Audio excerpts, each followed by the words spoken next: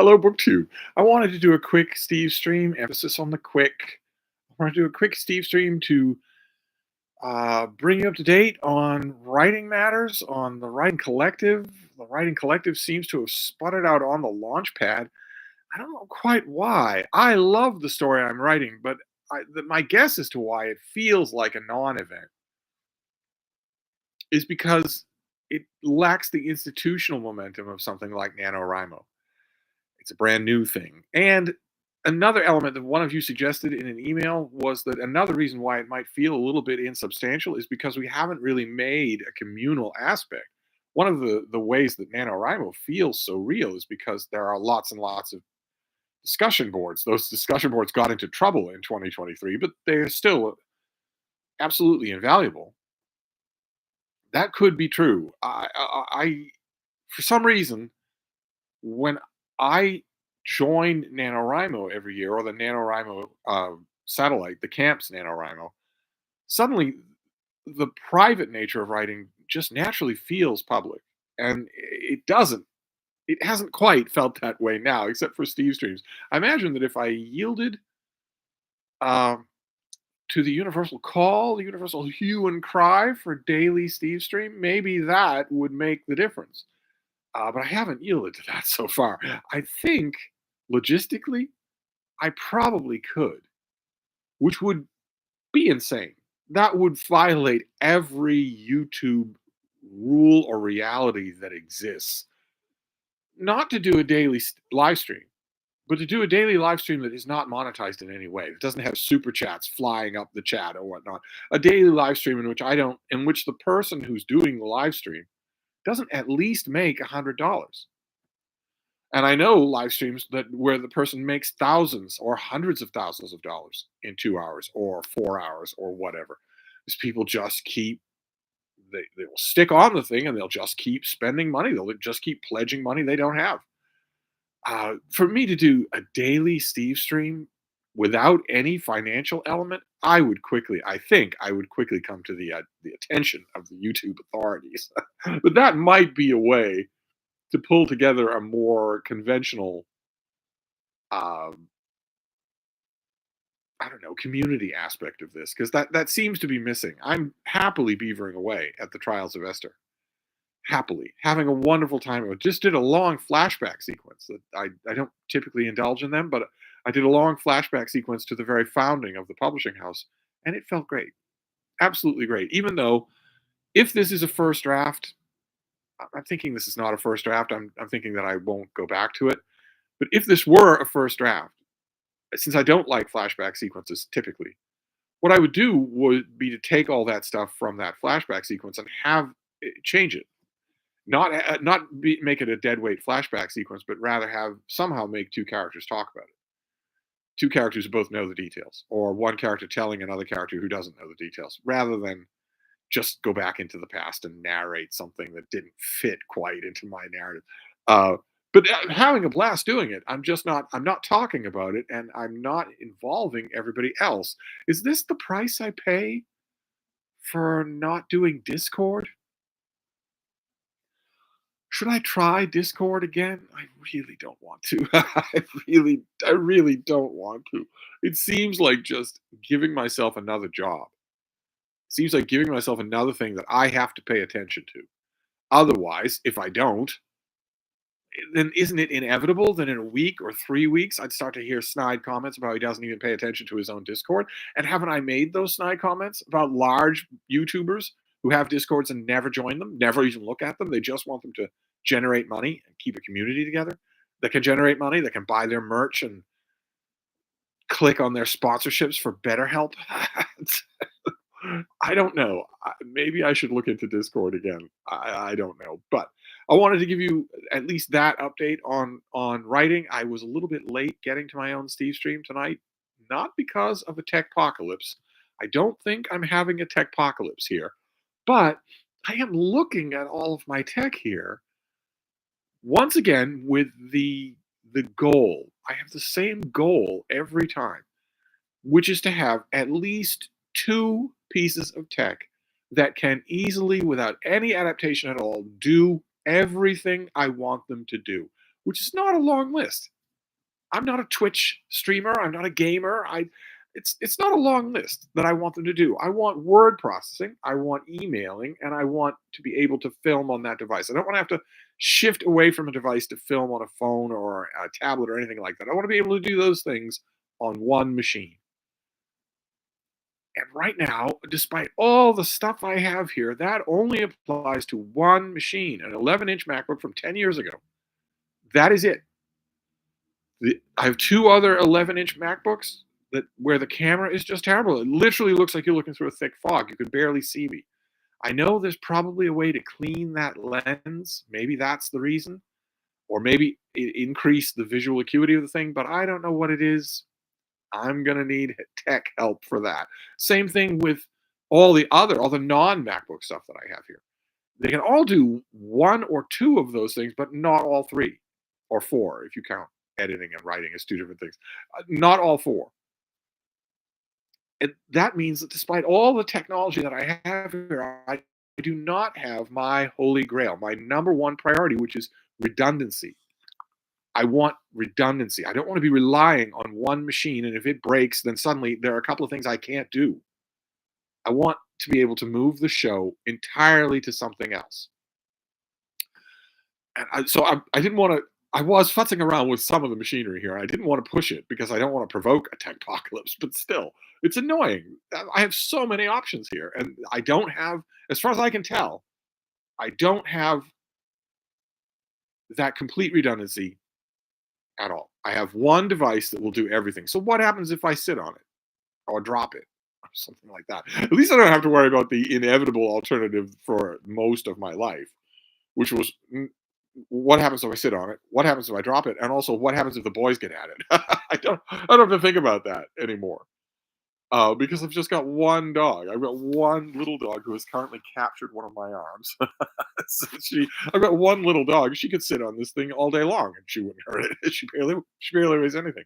And also, when I had an unruly crowd of beagles, many unruly crowds of beagles, there was no such thing as a laptop computer. I often wonder what I would make of that. What if you had gone to me in 1985 and said, what, in 40 years you're going to be using this technology? Most of the world is not going to be any different, but this is going to be radically different. Radically, you're not going to be using carbon paper and whiteout to type things on paper in a manual typewriter and put them in an envelope and mail them off to an editor. You're not going to be doing that. Back then, I had the unruly crowds of beagles, but I didn't have anything for them to damage. They couldn't hurt the manual, the rotary phone. They couldn't hurt the manual typewriter. They could tear apart all sorts of books. But anyway, that was the only update that I had for you. That and also an apology for why I'm late to the Steve stream because I was futzing around with technology. In just a couple of weeks, I'm going to have a high noon showdown with technology. It's going to be epic, absolutely epic. Right now, my tentative plan for that showdown, I'm going to grapple with everything. I'm going to assess, I'm going to come to grips with everything here in just a couple of weeks, second week in March. And right now, my plan is to carefully insulate the one 11-inch MacBook that does everything. I'm just going to carefully insulate it, get it out of the way so that it's not involved in any way while I screw around with everything else. But that's not going to happen. That's not happening yet. That's happening in 2 weeks. So let's look at the chat since we have a very brief Steve stream here. Let's look at the chat and see what's on everybody's mind today. I have, of course, been following the international news, and I've been following the national news. Today is February the 28th. This is a leap year. So February has 29 days on it. And the day after leap day, the US government runs out of money. So I've been watching the news because unfortunately, the branch of US government that handles the finances is the House of Representatives. And the House of Representatives now is in the hands of the American Nazi Party, who are utterly incapable of governing and also completely uninterested in governing. They're not interested in learning how to govern because the number one thing they're thinking about is the end of history. They're not thinking about their constituents. They're not thinking about keeping the lights on in the government. They're not thinking about keeping pension checks going out. They're thinking about the end of history. They want to be there when suddenly they can just walk across the chamber and punch somebody. They're thinking about Project 2025. They're thinking about fascist overtake of this country when they will fit right in. There won't be any effective government anymore. That will be given to Gauleiters, who will be regional governors, who will have a staff of cronies who are on the take. So they'll go to your workplace. "Well, you've got a massive sinkhole in your parking lot. Well, we'll take care of it, but I'd like $100,000. No, I don't want $100,000 to solve the problem. I don't want $100,000 as a work or relief program. I want you to pay me $100,000 for me to take care of that problem. And if you don't pay me on a Monday, the price will be $200,000 on Tuesday. On Thursday, I'll have your whole business shut down, and I'll have your homes burned down." The people who are currently in charge of finance in the United States belong to the Nazi Party. They are fascists. So that's the kind of government they're waiting for. They're banking everything on not getting voted out of office until it happens. Uh, so I'm watching that. I'm watching that in the news, which is incredibly frustrating, especially when you combine it with the other force of the United States government that is going to make this happen. Those people are going to be in office long enough. Most of them are going to be able to wait long enough to just take control once a fascist government uh, reoccurs in this country. They'll just be able to take control, and they'll be given that opportunity because the U.S. Supreme Court is breaking the law in full daylight. Article 3 of the 14th Amendment to the United States Constitution is self-enacting. It says if you have engaged in insurrection against the US government, you are not eligible to run for president. Same way as if you're too young, you're not eligible. If you're not born in this country, you're not eligible. It is self-actuating. And the whole world watched Donald Trump engage in insurrection on January 6th. There is no doubt about that. The provision in the amendment absolutely does not require that there be a legal finding. It only requires that you acknowledge reality. That's all. And those three things were viewed as equally component of reality: your age, your place of birth, and whether or not you ever tried to overthrow the government. All three are every bit as obvious. You cannot it cannot be a matter of interpretation whether or not you tried to overthrow the government. It's not a matter of interpretation. Donald Trump had alternate electors. He had people assaulting regional offices in state governments, and he sent an armed mob to attack the Capitol. There's no doubt about that at all. So the Supreme Court is not involved, and yet they have announced that they will take up their deliberations about whether or not about any of this stuff, about presidential immunity or his validity to be on the ballot in April, because they need to deliberate about it. And that means only one thing: they're not going to shoot it down. They're certainly not going to shoot down the 14th Amendment. They're certainly not going to say what they should say, if they're going to say anything. They can't say anything. They're not involved in this.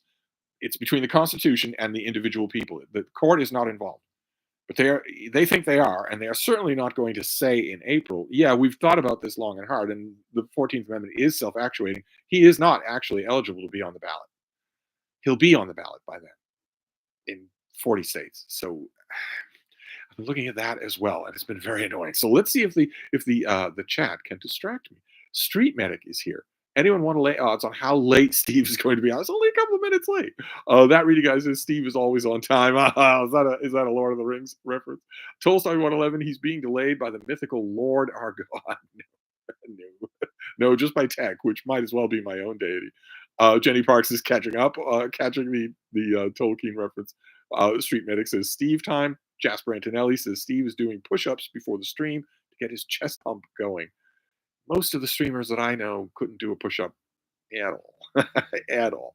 They spend the whole stream getting absolutely stratospherically stoned and burning their lungs at the same time. I'm sure you've seen it if you watch any streams, which I don't advise you to do.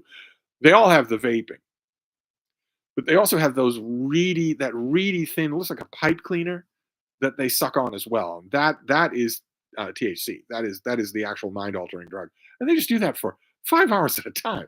It's just they're all young. They're all young men. They certainly think they're going to live forever, doing that kind of damage to their body every single day. So, anyway, uh, uh, The eight-pack abs have been mentioned. Good. Tolstoy 111. Your comment about the Salkinds doing stupid stuff compels me to bring up their production of Orson Welles' brilliant film, The Trial. No, I don't. No, it doesn't. No, it doesn't. Compels me to bring up is film bro speak. You don't need to bring it up, and it's totally what's the word I want? Irrelevant to how dumb their movies are. So don't I don't really care who they provided money to who had genius. Their movies are dumb, really, really dumb. As a film critic friend of mine used to say about their calamitous King Kong movie, the people they wanted a big monkey. uh, Jasper Antilles says if you do or if you yield to discord, yeah, discord is the thing. That is the question that I have in my mind. I mean, time has passed. It's possible that maybe the stuff that annoyed me, I might be I am steadily growing, gropingly, tinily, microscopically. I'm steadily growing in tech awareness, a little bit of basic tech skills. I'm not a tech person at all, but it's possible that my first exposure to Discord probably was bad, and that maybe I would learn to control it better. Uh, Ryan says, "Hi, Steve. Beautiful copy of The Agony and the Ecstasy." Yes, that's a beautiful copy. Really, one of you actually emailed me about this. Really, it is too beautiful for me. And in any other context, in any other community, someone would assume that I would find that insulting. But I know exactly what that means. It's true. I don't have rampaging beagles at the moment, but it's still the one person who most ardently wanted it is in Australia, so I can't send it to her because it'd be $150 postage and it would not reach her. I might as well take $150 out of the bank and put it on the sidewalk. So I can't do that. There is no mail that goes from the United States to Australia, but uh, I don't know that I will keep that version long. Probably the first person in the United States who tells me they really, really want it will get it in the mail. Gola Muad'Dib says hi. That reading guy says this Steve stream might be 10% about writing and 90% about movies, as Steve streams tend to dissolve into. Yeah, we could say movies. I just hope I hope uh, that the movie discussions can be civil. That's all. And believe it or not, uh, anyway, Tolstoy 111. Can I love Superman 2, the Lester version? It improved on the bland original. The original was not bland. No, this is all dude bro stuff. This is all film bro stuff. The film bro's notion that Donner had better ideas is laughable. No, it isn't. He had better ideas. His concept for the ending was so stupid. No, it wasn't. No, it worked really well for an audience, and the Lester version did not. Nope, this is all just. And don't tell me, let me guess. It's not just the so-called Lester version that you like. It's the first 7.5 minutes, and all the rest of it goes downhill from there. No, no, you are the 1 millionth film bro that I have met. I am well accustomed to the twists and turns of this particular path. All of these statements that you are doing as though you are reading them in a very bored newscaster way. I'm talking about rocks. They haven't changed in millions of years. It's all well known. It's improved on the bland original. The idea is laughable. All of that is wrong. All of that is wrong. Uh, uh, Gola Mudeep says hi. Leo Percara says the trial is a brilliant movie. You add a question mark because you're wondering. It's not. No, that's just film bro stuff. That's all. Uh, Ryan says you have Patreon. Make these cheap kids throw in a few ducats for all your Steve stream. Uh, we see. I don't even know if I could connect. Can I connect Patreon to a Steve stream? I have no idea. I don't know how to do any of this stuff. Uh, Jasper Antonelli says making a chicken sandwich. No idea what that means. Bottle Imp Books. I think Wells' The Trial is masterly. Love it. Okay. Hamilton Thompson says hi. Street Medic says just leave your camera on all the time, like the ones we use to watch birds in their nest. Oh my God, some of those things are really painful to watch, though. When the little chicks die, you've already identified them, you know their personalities, you're hoping that each one lives. Suddenly, a gigantic J head comes through the hole and starts poking them to death and sucking them out.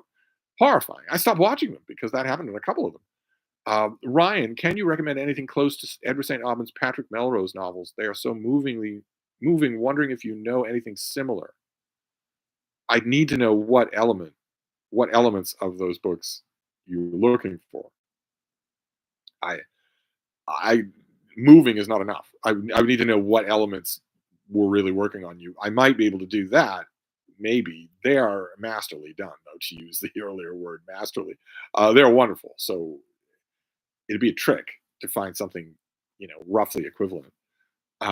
Becky Fair, not a fan of Discord. No, me neither. But maybe there are tools to make me more of a fan. I didn't fiddle around with it much. I went in, I used it a bit, and then I thought, I don't like this at all, and left. Well, that's not the same thing as going in and examining it, right? Uh, Ryan says, and why does it not feel like Carl Over's autofiction? Like his books are autofiction? Is that what you mean? I'm losing the thread of the chat already. David Sloan says, Steve, were you just riveted by Jared's top 10 philosophy books?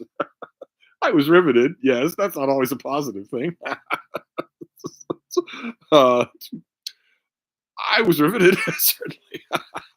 Leo Picaro says, not even your arch enemy Jack Edwards can do Discord without ending in a lawsuit. Don't do it. Well, that's part of what nudges me to try it again.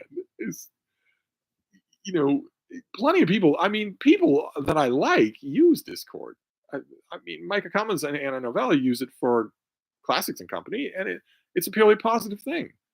Jared says his Discord is wonderful. Michael K. Vaughn has a Discord that he really likes. Lots of people do. So I don't know. I don't know. If all the cool kids on BookTube are doing it, shouldn't I do it too? Monet Doyle says hello and mentions that it is raining in Georgia. It has rained on and off all day here today. In the morning, it was really heavy, pounding rain. But it's in curtains. So it was pounding rain. And then there was a little bit of an opening that I was able to get Frida outside to go. And then we no sooner got in than it started raining again. It's been on and off all day. We've managed to get in plenty of walks, but always wondering. And according to the weather forecast here, I don't believe it. Of course, I don't believe weather forecasts anymore. But according to the weather forecast here, it's kind of on and off spottily shower all night long. Then it's going to be bright and clear and windy. And then we're going to have 5 straight days of rain. I don't see that system anywhere on the radar. So I don't believe it's going to happen. Uh, Jasper Antonelli says it's incredibly cold in central Illinois. Yeah. Yeah, that's another thing that the online weather dudes are saying is that that Arctic cold is headed here to New England. It certainly is not. It certainly is not. Ryan says Discord is your answer for the collective. Ollie does it well. He jumps in and out randomly. Comments and posts are populated mostly by users. Cliff from Better Than Food is never on his, but it has some great readers. See, I would feel it would be weird to have a discussion going on that is, at least on one level, technically my community. It would be weird to have that going on when I wasn't there in it. It just maybe that's what I need to get over. It just that strikes me as weird that would just be going on and I wouldn't see it all the time. Kevin L said, "Oh, you jumped. The chat finally jumped. Let's go find Kevin L. There we go. Hi, Steve. I see the experts at Merriam-Webster say it's okay to end a sentence with a preposition. What's your opinion? Dictionaries go after clicks, same as anything else, and they the dictionaries are not about usage. They're about uh, they're not about changes in usage. I don't think. I dictionaries lost me when they said that literally means figuratively. After that, okay, then you're just after clicks. You're using your platform, your authority, to mirror the incorrect ways people talk and legitimize them, rather than to just say what's correct and what's not, which is what dictionaries had that function forever. So yeah, they don't. I will never do it. It's an instinct on my part, but I'm sure they can say that. And also, I don't know if it's Merriam-Webster, but a couple of dictionaries have also codified some of the dumbest aspects of inner city Ebonic speak, where verbs are not conjugated. So you're talking like in the 1940s. If a science fiction movie had given you a stereotypical caveman, the caveman would have talked by always saying me, never I, and by never conjugating verbs. And I know that a couple of major dictionaries have said that's okay, that's perfectly fine. So maybe I'm more prescriptive than I think I am. Gola Muad'Dib, I used Discord back when I was gaming more. After a month, I found myself using YouTube comments and live chats more. I dropped Discord altogether. Jasper says I use Discord and really enjoy it. Well, I had a hard time dropping Discord. That was like the final nail in the coffin. I hang on.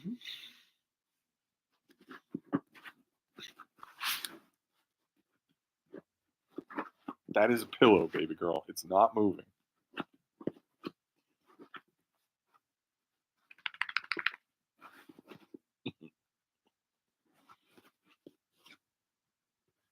That's a pillow, little girl. Even if you bite it, it's still not gonna move. It's a pillow. There you go. See? Oh, baby, but that's a blanket. Now you're just not happy.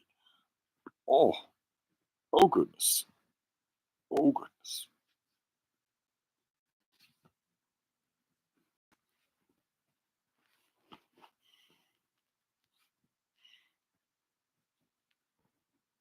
You'll find this more interesting than anything I was saying anyway. Frida has been doing this a lot more often lately. Loose- yeah, I assume that it is a little foreshadow of getting older. That she used to be that she was just a loose-limbed puppy, and anywhere she fell down is where she was happy to sleep. Now she will elaborately do this bed making, just goes on forever and ever, and she's never happy with the results, which is another reason why I think it's age. Uh, anyway, let's continue here. Uh, okay, we're up to Tolstoy 111. Regarding tech change, it's fair to say the world changed more between 1820 and 1920 than it did from 500 BC to 1820. Entirely true. Entirely true.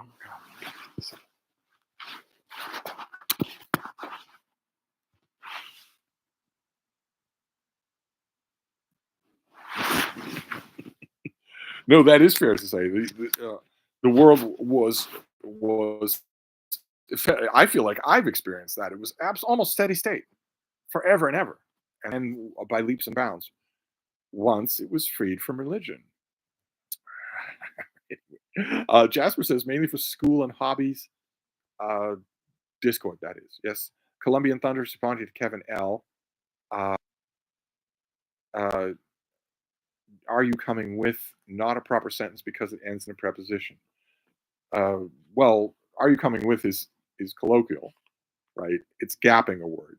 Gapping is a perfectly normal function in English language where you have a sentence and you take out a word that everyone is going to hear. Uh, and are you coming with is are you coming with us? So the us is taken out, but we don't need to get into the specifics of grammar. Uh, Street Medic says gotta go. Ryan says, do you have an all-time favorite mystery writer or novel? I found the end of the DL series lagging, but James was in her late 80s, so we'll cut her some slack. Most are amazing. Dalglish. Oh, Adam Dalglish, not DL and Pascal. Uh, okay, that was all over the map. I don't have any specific favorite novels. P.D. James is one of my favorite mystery writers, and I categorically disagree with the slight condescension there that since she was older, we'll cut her some slack. I completely disagree with that. I don't think she lost a single stroke in her writing. I think that's borne out in the fact that it took her longer and longer to produce work she was happy with. I think that was because she was fighting against losing a stroke, and I don't think it happened. Um, but there's certainly mystery novelists that I could recommend. We're right on the doorstep of March Mystery Madness, where we'll be talking about mysteries a lot, a lot. We'll also be talking about ancient Rome a lot. I haven't done enough. I haven't done enough talking about. I don't even know where the Buffaloes roam. I don't remember the name of the event. The Sherlock Holmes event in February and the ancient Rome event in March. In my opinion, here I'm just one person. In my opinion, they both have horrible names, just horrible names. Just the name makes you wince, so you're afraid to say it, so you're embarrassed to say it. But I don't actually remember off the top of my head the name of the Roman event that starts in March and goes for a while. But I love the event. I haven't even talked about it. I meant to do a couple of TBRs by now, and I haven't done it. Uh, is it roaming charges? I don't know where the Buffaloes are. Leo Picard, do you like James Atlee Phillips? Raymond Chandler recommended him to Ian Fleming in that BBC interview they had together. I don't know. But I haven't read everything. IDIC Warrior, I watched the first two episodes of Shogun last night and loved them. I have not seen it yet. Finally, Kingdom of the Planet of the Apes was dethroned. I am now watching and rewatching Dune. But only that. I haven't got to Shogun. I have now the first four episodes. I haven't watched them. Good to know that it's enjoyable. Hamilton Thompson, U.S. Capitol becomes Thunderdome.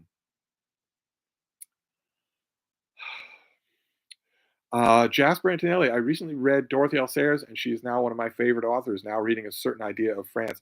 Dorothy Sayers is great. She's terrific. Tolstoy 111. By the way, what's your objection to The Warriors? It's one of the great dance films. It's just such a dude bro thing. It's such a dude bro recommendation. I can't live without it.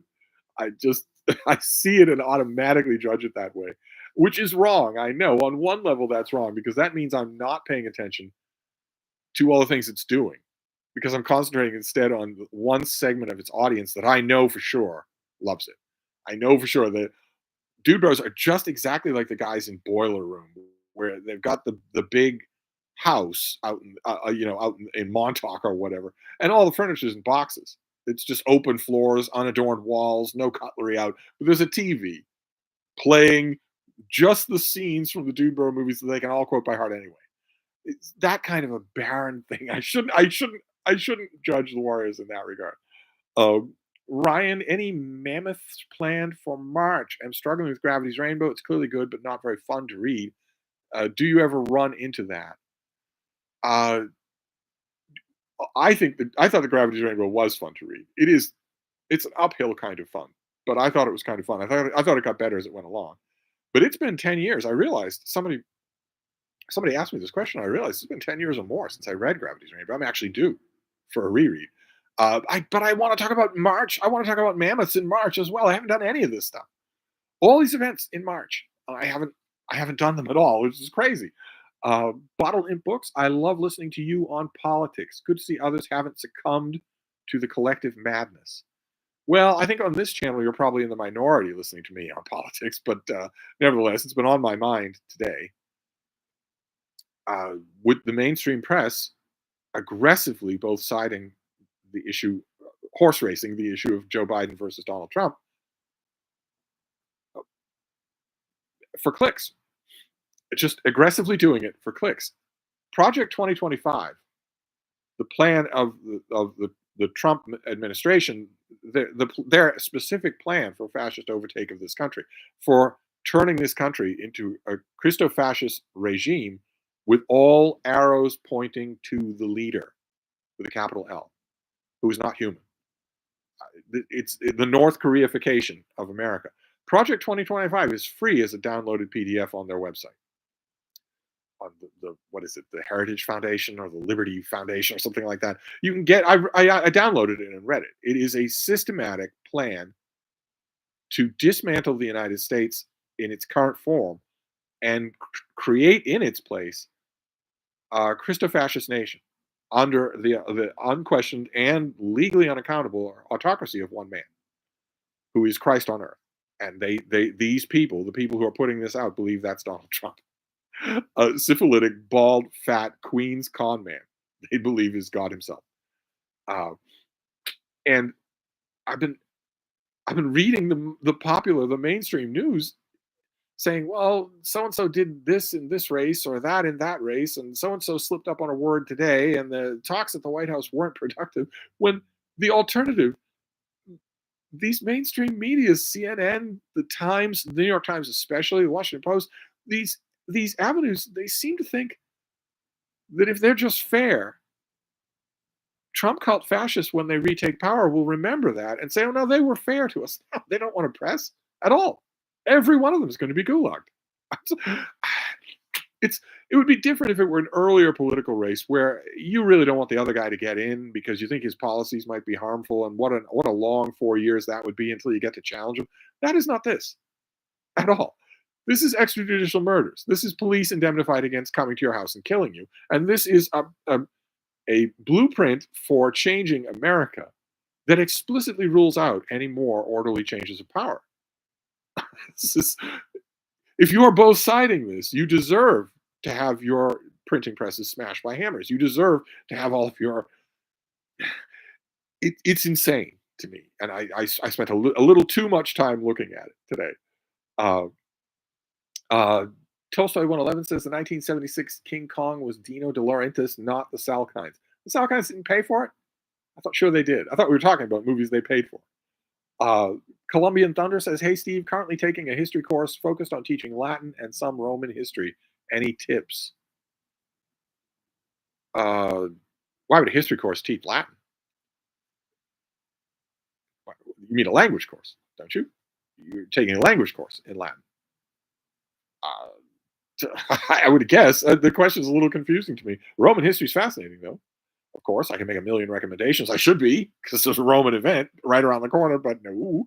Uh, B Horn says, "Thanks for answering my question on your Q&A. I was the one about language and how to take an from idea to next stage of writing." Oh, I answer all my questions. Happy to do it. I'm honored that you ask so many good questions every time. I have been bombarded with emails from people saying, "We just did 16K, but you're already approaching 16.1, 16 comma 1. Surely that means we should do another Q&A." I've already been bombarded with people. We're right on top of that. Maybe if people like it so much, maybe who am I to stand in the way of that or Discord?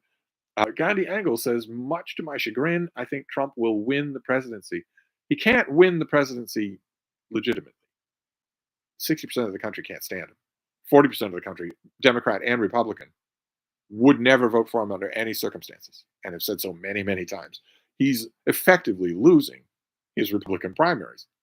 He's losing huge percentages of his own Republican base in every Republican primary, but he he doesn't care about winning the presidency, and he's not running to win the presidency. He doesn't care about votes. He doesn't care about elections. He's never thought there was a fair election, even the one he won. He thinks was rigged. He doesn't believe in any of that, and none of it is on his mind. All he and his people want is for him to be in the election. That's all. If he's taken off the ballots, we dodge a bullet. If he's on the ballots and we actually have a general election, uh, then it's already done.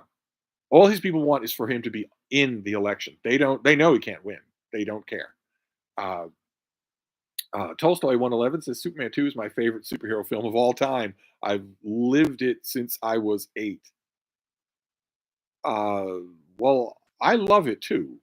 Certainly, I my own yardstick for my favorite superhero film of all time is how good the superhero parts are. Uh, so of course it's going to be Endgame, right? Of course it's going to be that. It's because there the superhero parts are totally believable. Your eye is looking at a comic book. Superman 2 is still a fantastic movie. I absolutely love it, and it has some wonderful, wonderful bits in it. Oh my god, I couldn't go anywhere. I was expected to eat fish. I love, I love. There are two bits in it that I really love. Gene Hackman has a great toss away quip once the Kryptonians are fighting in Metropolis. He says, "I never thought this thing would go the distance." But my favorite bit is in the Oval Office when Zod, General Zod, comes into the Oval Office of the White House uh, in order to make the president kneel to him, because everyone will kneel before Zod, and it's E.G. Marshall. And when he comes out of the crowd and kneels to Zod, he's overcome with emotion and says, "Oh God." And the Turnstamp rolls his eyes and says, "Not God, Zod." Gandhi Angles, do you know when Hannah's review of the new biography of Carson McCullers will be available on Open Letters Review? I do not. Madman Gone Mad says, "Morning, Steve. Are you aware of mechanical keyboards? Have you ever tried one?" Yes, I did. I bought a mechanical keyboard because I thought, here you go. This will be wonderful. It wasn't. It was a nightmare. Absolute nightmare. The plastic caps to the mechanical keyboards are flying off left, right, and center, bouncing off the walls. I never actually spent the money. If you spend money, you can get a Bluetooth keyboard that has actual metal keys. But I don't think I'm that bad.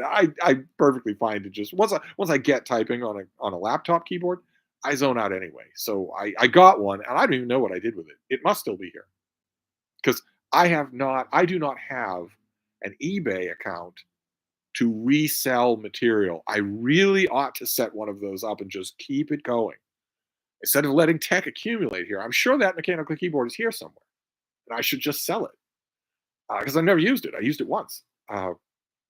Jasper Antonelli says you gained superpowers at 8. Oh, you're responding to Tolstoy 111. Didn't we all gain superpowers at 8? Oh, here, oh, chat jumped again. Let's go all the way back to the top. Oh my god. Oh my god. Here, hang on. Hang on. Here we go. Libraries and Labradors. Hi, Steve. I went to the bookstore in Phoenix that I wish you could have accompanied me to. You would have loved it. Finds of all kinds. In a perfect world, if we had Star Trek transporter technology, the Bean and I would transport to you when you are getting ready to go to your used bookstore. That would be so much fun. We would transport to you a little early so that she could scream at you and jump all over you and get you to pet her and fuss over her. And then once she was accustomed to that and had received proper obeisance from you, then we would all go to the used bookstore. Oh my God, I would love that so much. Although you could send me pictures. UK? Ed Wiley. Hi, Steve. I think we can all agree that Wells' best picture pictures were his drunken outtakes from a champagne commercial and his rant at the sound technician over frozen peas. Jared Henderson. It was a good video. Steve give those books a read. I'll try, Sensei. I'll try. Jay Nicole says, I don't like using a preposition at the end of a sentence. If I would use it, I would use it with a dash. Uh, I think it's awkward, but Merriam-Webster now says it's perfectly fine. I can't stand people who ostentatiously correct it, but I think it's awkward. I never do it myself. Jenny Park says, I have a fluffy housemate tonight, too. I want to keep her so much. Why can't you keep her? Is your housemate going somewhere? Jasper Antonelli says, philosophy is boring. When I read anything even about it, my eyes glaze over. You and me both. Kola Muad'Dib is laughing. Yeah, show that pillow who's Basia's Frida's. She's totally calmed down now. She's just sleeping. But I've noticed more and more that that's happening. She's pickier about exactly how things are arranged when she goes to sleep. She's pickier about what she eats. She's still a ball of energy, but no matter how, I mean, I have heard from online schnauzer groups, online schnauzer people that they can live a long time, that terriers can live a long time, but no dog can shrug off 7 years. So I'm looking at it all, trying to just look at it and smile. That's all. Uh, Hamilton Thompson says it's free to cam, enroll the super chat doll. Yeah, no super chats. I just read everything. Anti Gaia, for those unaware of current developments in the world politics, Trump basically pledged to support a totalitarian strongman over our NATO allies if they can't pay their bills. Guy is off his rocker. Yeah, and he didn't mean pay their bills to NATO. He meant pay him. It was sheer protection racket stuff. That's all it was. Nice country you got here. Be a shame if something were to happen to it. He didn't quite say it that way, but he doesn't understand anything. When he was saying that, that's what you heard with your ears. Pay me. The more you pay me and the quicker you pay me, the more I might defend you. Because this country is mine to do with as I want. The military is mine. There is no legislature. There are no laws. There's nothing. It's just me. So you pay me. You kick back money to me, and I'll see about Russia invading Poland. I'll see if I can maybe have a word. That reading guide. Do you have a TBR video prepped for March of the Mammoths?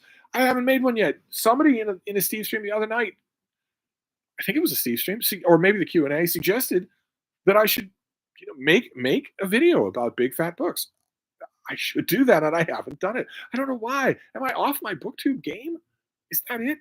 I make a barrage of videos every day, except yesterday I made one 1 hour Brattle haul, and I ran out of time. I'm not going to make more than 3 or 4 or 5 videos a day. I'm not going to do that. So I'm just going to parcel these things out. Tomorrow is obviously the target day to do TBRs for Rome, and the Rome thing does start in March, doesn't it? I can't remember if it does or not. I think it does. It starts in March and it goes all the way to April. I should know since I'm a co-host. But also March of the Mammoths, March Mystery Madness. Oh my God, ridiculous. Hamilton Thompson, how is the search for number 9 in the series going for MMM? Oh, I have loads of them. Those of you who might be listening to this as a video down the line, what Hamilton Thompson is referring to here is that for March Mystery Madness, March Mystery Madness is in its 9th year on BookTube. And for March Mystery Madness, I plan to read the 9th installment in as many murder mysteries as I can do in the month, as many as I can cram in. And I have a ton of them now, more than enough to do one a day. I don't know if I'll do one a day because there are going to be a couple of disruptions to daily routine here in March, but I'm going to try. Jasper Antonelli, Steve, did you see that young man who immolated himself? So tragic. I made a mistake of watching the video. Yeah, the video's tough. If it's the video I'm thinking of, it's tough. Anti Gaia, the good news is that the new Carson McCullers bio just waiting for me on my tablet. Good. Hamilton Thompson says there's no place like Rome. Okay, yes, okay, that's the name. That's the name of the event. There's no place like Rome. That's the event that is coming up. Bunch of great booktubers. I am an enthusiastic host. I can get around in the name. I can make myself live with the name. But celebrating anything to do with ancient Rome, that is a great event. It hadn't been on BookTube before. I should be talking about it more than I am. Mark says, Steve, my grandmother was born and raised in Fall River and had the accent to prove it. I miss it dearly. Are New England accents going the way of the dodo, or are they still prevalent? They're not as prevalent as they used to be. Used to be really, really strong. I used to be able to tell what street you came from in Southie, almost. Certainly what parish you came from in Southie. That is largely gone. People have cell phones now. They hear everybody. They hear themselves. So many people film themselves now, and they all get out and about. Irish communities could be a little bit clannish. Now that's not true anymore. So I don't imagine that the full New England accent will ever fully go away, or even regional accents. I haven't heard a Fall River accent in quite some time. I think I'd know it in a heartbeat if I did, but I haven't heard one in quite some time. That reading guy says we need a read along of Gravity's Rainbow. Well, that would plead the Dues Bros, wouldn't it? Leo Percarlo says, are you going to do a Dune Part 2 critique? I assume that means. I should. I did a long video for Part 1 of Dune. I should do Part 2 as well. That's just add it to this apparently endless list of BookTube videos that I'm not making. Insane. I don't know what's going on here. I've gone from being the very best BookTube to being one of the worst. Classic Westerner 1415. There's a name I don't know. Hey, Steve, I was wondering if you would consider making a Conqueror starter kit on figures like Alexander, Napoleon. I doubt it. I doubt that I would do such a thing. It comes queasily close to celebration. There are ways to do major historical figures without.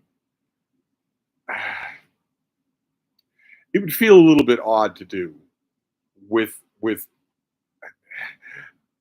There have got to be other ways to do that. I could, for instance, do an Alexander the Great starter kit, or even a Napoleon Bonaparte starter kit. Colombian Thunder says, thanks for clarifying the concept of gapping and colloquialisms regarding prepositions. I was confused, but it makes sense. Yeah, are you coming with is not the same thing as, I don't know, he was exactly the change he had been thinking of. Something like that, my mind immediately rearranges it. He was the change of which he had been thinking. That's not the same thing. That's just the organizational mind, the human mind looking at that sentence. He was the change. You want to immediately grab the verb because that's complementing the parallelism between the was and the thinking is the whole point. That parallelism is the whole point of the sentence. So you immediately want to grab it, but that leaves the preposition out in the cold. You still need it. I don't like it. I think it's really awkward, and it can lead to really, really awkward reading. So, but fortunately, we don't have to listen to Merriam-Webster, right? Jasper Antonelli says, surely Frida would be on a Conqueror's list. Certainly in this neighborhood, she would be, except for one thing, which I almost got on film the other day. I did actually get it on film, but it's too short. It's just a second or two. And according to Instagram, that's too short to be uploaded. There's a cat in one part of the neighborhood, up on the hill. There's a cat who is so accustomed to being loved by everybody that he just walks up to me and Frida and brushes against us, me and her. We're both so stunned when it happens that we don't do anything. And I saw the cat coming. It was just sauntering up the sidewalk towards us, clearly planning on saying hello with its fur. And I got out my phone. I was right about to record it, but it happened too fast, so I only got a few seconds of it. But other than that cat, everything else here bends the knee to Frida. Ryan says, how fun was Wine and Calzones with Sam Sachs? Your video together was wonderful. Hannah got you guys going. It was a wonderful visit. It was a wonderful visit. I want visits here. I will settle for one a month. If I can get a roster of one a month, I'll be happy with that. A view from the bar is here talking about someone who I would like to visit. Oi, Steve, have you seen the little John Stewart segment on his dog last night? No, no, I didn't watch it. I'm going to need time to calm down from John Stewart, who opened his return to broadcast by whatabouting Joe Biden and Donald Trump. When Joe Biden wants him in a concentration camp and will instantly put him there if he retakes power. There is no equivalence at all between a normal politician and a guy who has professedly said he wants to be a dictator and has an army of legislators and politicians ready to take positions if that ever happens.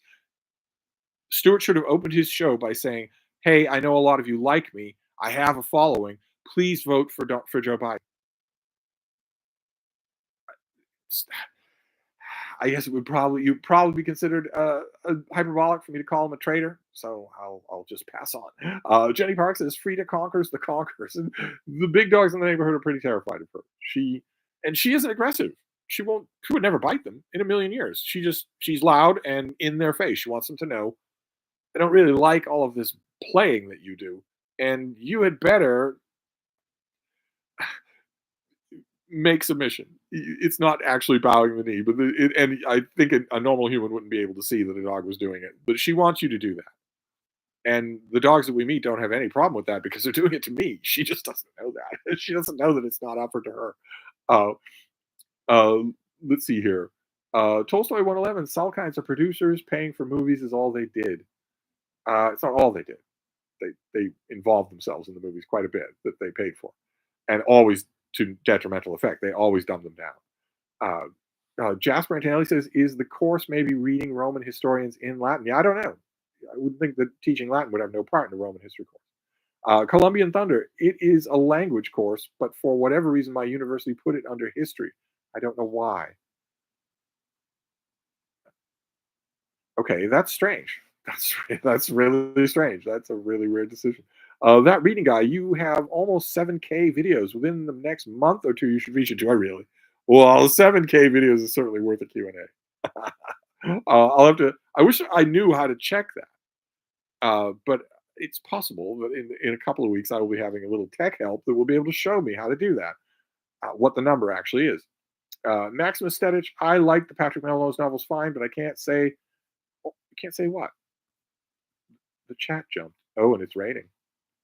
The rain is hitting the windows. I can't say I came away with anything but a deep disgust towards hypodermic needles.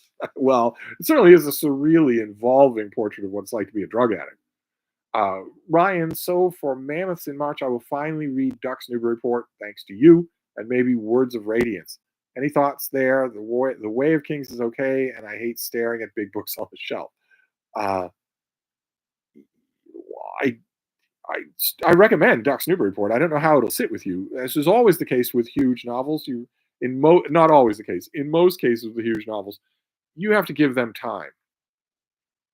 They are a world. They are a planet, and they are exerting a gravitational force, and you have to sort of terraform to them to get the most out of them. It's very rare that a thousand-page book will hook you just for the fun of reading and keep you hooked the whole time. So Duck's New Report is very much that. It's very much an alien world. So you should adapt to it.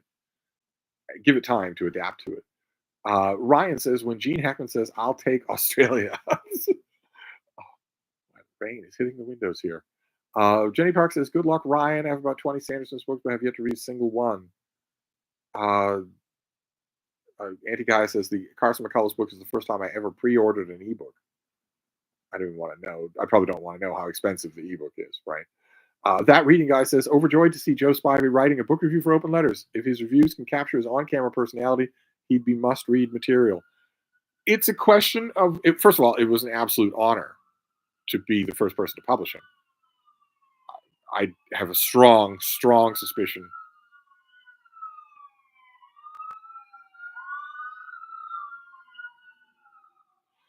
I have a strong suspicion that I won't be the last person, but I will always be the first person. Uh, but it becomes a question of once he starts doing a lot of this, it'll become a question of does he want his written voice to be the same as his on-camera personality? Maybe he doesn't. Your writing voice has an imperative of its own. It comes forward on its own the more you write. You don't know what it will be, not 100%. We'll see. It was a thrill to see him. He has a few more reviews that he wants to do. That's fine by me. Although obviously he should be being paid to be reviewed. If he wants to stick with it, that the only element left for me. He has the hustle and he also has the writing talent. The only element left is, does he have the endurance? Is he willing to keep doing it? Even when it's frustrating or annoying. We shall see, though. Connor says, "Have you been paying attention to the guy who set himself on fire in Palestine?" Yes, yeah, we were talking about it earlier. Judging by online reactions, it seems like I'm in the minority for thinking that self-immolation is unbelievably stupid. Well, I'm in that minority right with you. So it's just the two of us. Jenny Parks, Juno is my best friend's dog. I only watch her when she's working the night shift. Oh, oh. Ryan says, "Steve, people keep mentioning McCullers. What are your thoughts on the Heart of the Lonely Hunter?" I don't particularly like it. I know this kind of an odd counter note to all these mentions of the new biography, but I don't particularly like it. Maximus Stanich, I recently found a book of poetry reviews by R.P. Blackmore. Is he any good? I got it because of Helen Vendler's blurb. Not sure that I've read that. Anything by Blackmore. I'm not sure that I have. Certainly, I don't have a response now. Vendler is very trustworthy for a judge, but uh, Tolstoy 11 says, "Do you like the tin drum?" Mostly, I do. Mostly, that the author hasn't really spoken to me in a way that you want an author to do, so that you can hear that in their works. I do, but it's been a long time since I read it. So probably there've been two translations since then. Jasper Antonelli says, "I've read Sayers' Whose Body and Unnatural Death. Where should I go with her next?" Well, oh, any of the Lord Peter mysteries or the Harry Vane mysteries would be fine. You could go to Gaudy Night, her masterpiece. I, any of them would be fine though. There's no drop off. I think if that's what you're wondering. Um, Ed Wiley says, "I've heard you mention that it's important to have a master list for the writing collective. Could you explain what a master list is and how you organize yours? Just a sheet of paper. That's all. It absolutely should not be electronic. As much as a fan as I am of all electronic, it should be a sheet of paper that you keep within eyesight of where you are writing your fiction. So it's also no good for it to be in a notebook. You should tack it up to a wall or a lintel piece or something like that, or even a note on your computer screen. I can't stand having things, taped to the bezel of the laptop, hanging down in front of the screen. But some people like that, and you should update it as you add material items to your story, so that so you can just glance at it and you don't have to remember those material items. What is so and so's first and last name? What is so and so's relationship to such and such? And what is that person's first and last name? How long is the relationship? When did they meet? Where is all this happening? Where is the diner in comparison to the university campus? Where are both in relation to the person's apartment? What floor of the apartment? What direction does the window face? What's the name of the local made up newspaper that you've given the town or whatnot? You want to be adding all of those things, just adding them to your master list rather than thinking that you will remember any of them. Don't do that. So it has two main reasons. One is that it becomes gradually the DNA of your story. It can't help but do that. As you're adding to it, it becomes the DNA of the story. And two, uh, it prevents you from stupid mistakes, stupid inconsistencies. You're going to have enough problems like that no matter what stage of the book you're at, no matter how many eyes have seen it to edit it. You're still going to have those things anyway. Why add to them with something you can so easily fix?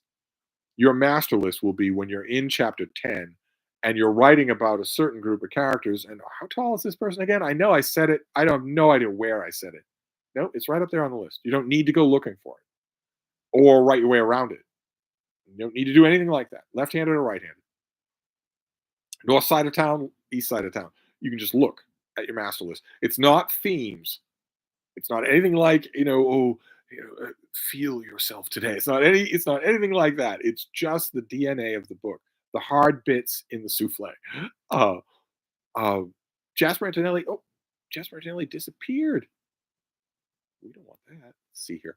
We need a Steve teaches grammar series, but really, I think grammar usage is very poorly taught. It's very poorly taught because it's very poorly understood. It's been my experience that English teachers in high school don't understand most of the mechanics of the English language at all. And I would hesitate to put too much stress on it because, of course, prescriptive grammars are a prime breeding ground for pedants. Pedantosauruses tromp all over them with minor, stupid little distinctions. I'm not talking about minor, stupid little distinctions, but I am talking about knowing how your own language works, which most users of English do not know. They don't know the rules behind it at all. Any rules, even the rules that are made to be broken. Uh, Bottle Imp Books is responding to Tolstoy 111.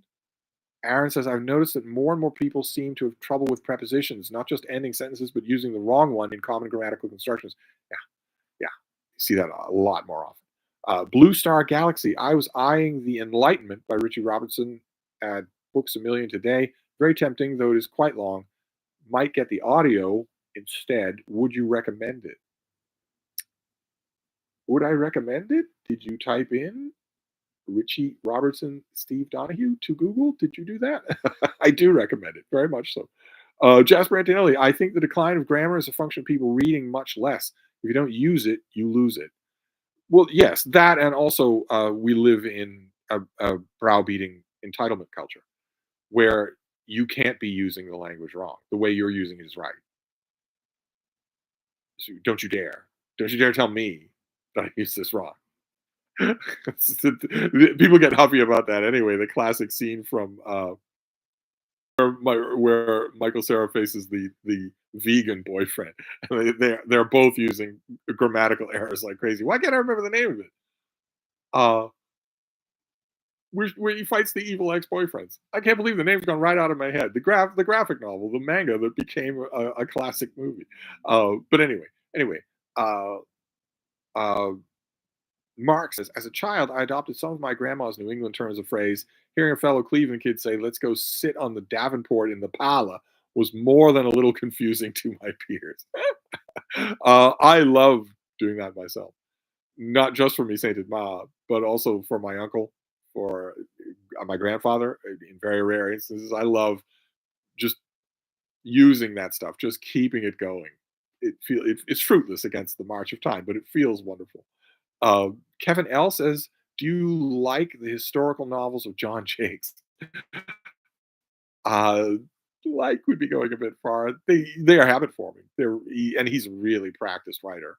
They're not good, but they are readable. They are very, very readable. I have the two box sets of all the mass market paperbacks. I can't bring myself to get rid of them. Stephen Bronstein says Tucker Carlson was asked about Jon Stewart, to which he replied, "Jon Stewart, or whatever he calls himself," implying that he doesn't go by his last name. Am I wrong to sense a tinge of anti-Semitism? Yes, you're wrong to sense a tinge of anti-Semitism. What you should be sensing is a full-blown foghorn of anti-Semitism. These are the thugs who want to rule this country. They want to take it like something that they will own. No public service, no representation. They want to take it and make it theirs. These are the thugs who do that sort of thing. She's going to kiss his ass. He's a Jew. You know what they're like. That they aren't even bothering to hide anymore.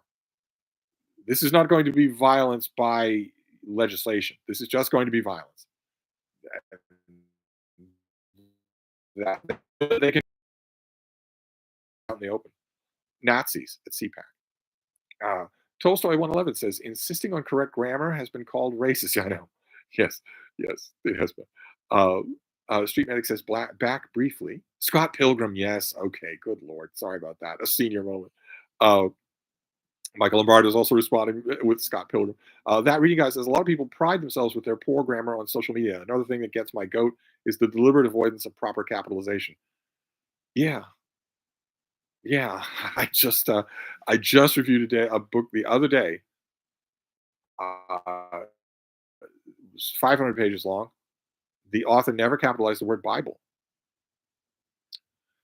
I, I don't know what to say about it. Yeah, it's on social media, especially on Twitter. It's a badge of pride, but it's bad everywhere. At least what I remember of Twitter, since I'm not on Twitter anymore. Michael Lombardo, I saw HC of Charleston by John Jakes today. HC of Charleston? I thought, is that a John Jakes novel? Or, he wrote a book called Charleston. Oh, is that hardcover? This is not Twitter. You do not have word limits. You can type out the words hardcover. Save me a coronary. Street Medic says, oh, Street Medic is gone. He came back and now he's gone. Scrolling through the comments, I saw philosophy is boring. My minor in college is philosophy, and to me, most of it is fascinating. Well, you might grow out of it. Jasper Antonelli, I always call the television the telly because my mom always says that. Mark says, we didn't go into the basement. We went down cellar. Jeans were dungarees. Water fountains were bubblers. Yes, indeed. You're going to say tonic now? I entered kindergarten and no one knew what the hell I was talking about. Andy Guy says, Steve, didn't you say the first time you met Trump, you knew he was dangerous? Have you ever been wrong about your first impressions of people? I've never met Trump. The first time I saw him on TV was on televised housing meeting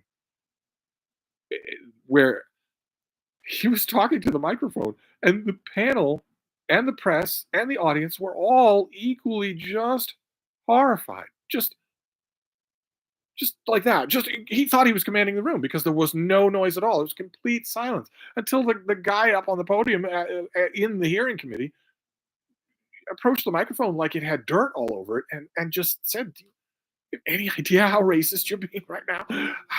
Uh, Ryan says, Steve, do you have authors you wait on new books for, unsure if slash when they are coming? Maybe someone like Ian Pearce or Donna Tartt, David Mitchell, perhaps no. No, I don't. I get buried. There's an onslaught of books. Some author decides to wander off into the ether. There'll be plenty to take their place. Street Medic, gotta go again. Maybe I'll make it back before you go. Gan Chan says, "Hi Steve, I'm reading The Girls by Emma Klein. I like her writing. What do you think?" I thought it stank. Jenny Park says it was claiming that being on time was white supremacy thing that confused me. Yeah, being on time, being showing up where you plan at all. We're not talking you're a minute late. Showing up at all is a racist construction. Being courteous, showing deference to authority, anything like that, all racist. Don't do any of it. It's I don't know. All of those things when they first appeared seemed like a dystopian joke. I didn't. It never occurred to me 10 years ago that any of that would end up being taken seriously. Uh, Jasper Antonelli says, as a kid, I once told my friends the devil is beating his wife during a sun shower, not realizing it wasn't commonly said. All right, okay, but Jasper, perhaps we've exhausted grammatical oddities. Perhaps we have. That reading guy, is the rain interfering with the Stevestream, or is my own internet the problem? I haven't noticed any stuttering. It's just still sputtering, just a little bit of rain here.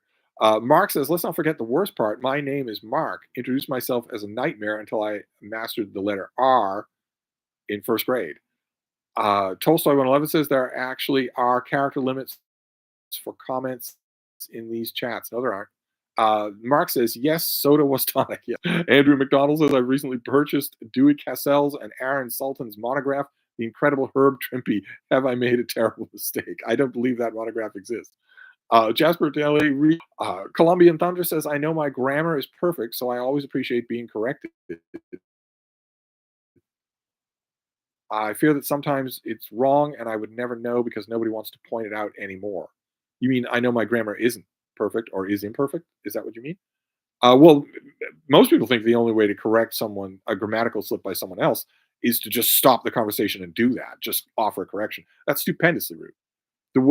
The way to enter a correction into a conversation is to use the correct usage in your response so the person can hear it. That's all.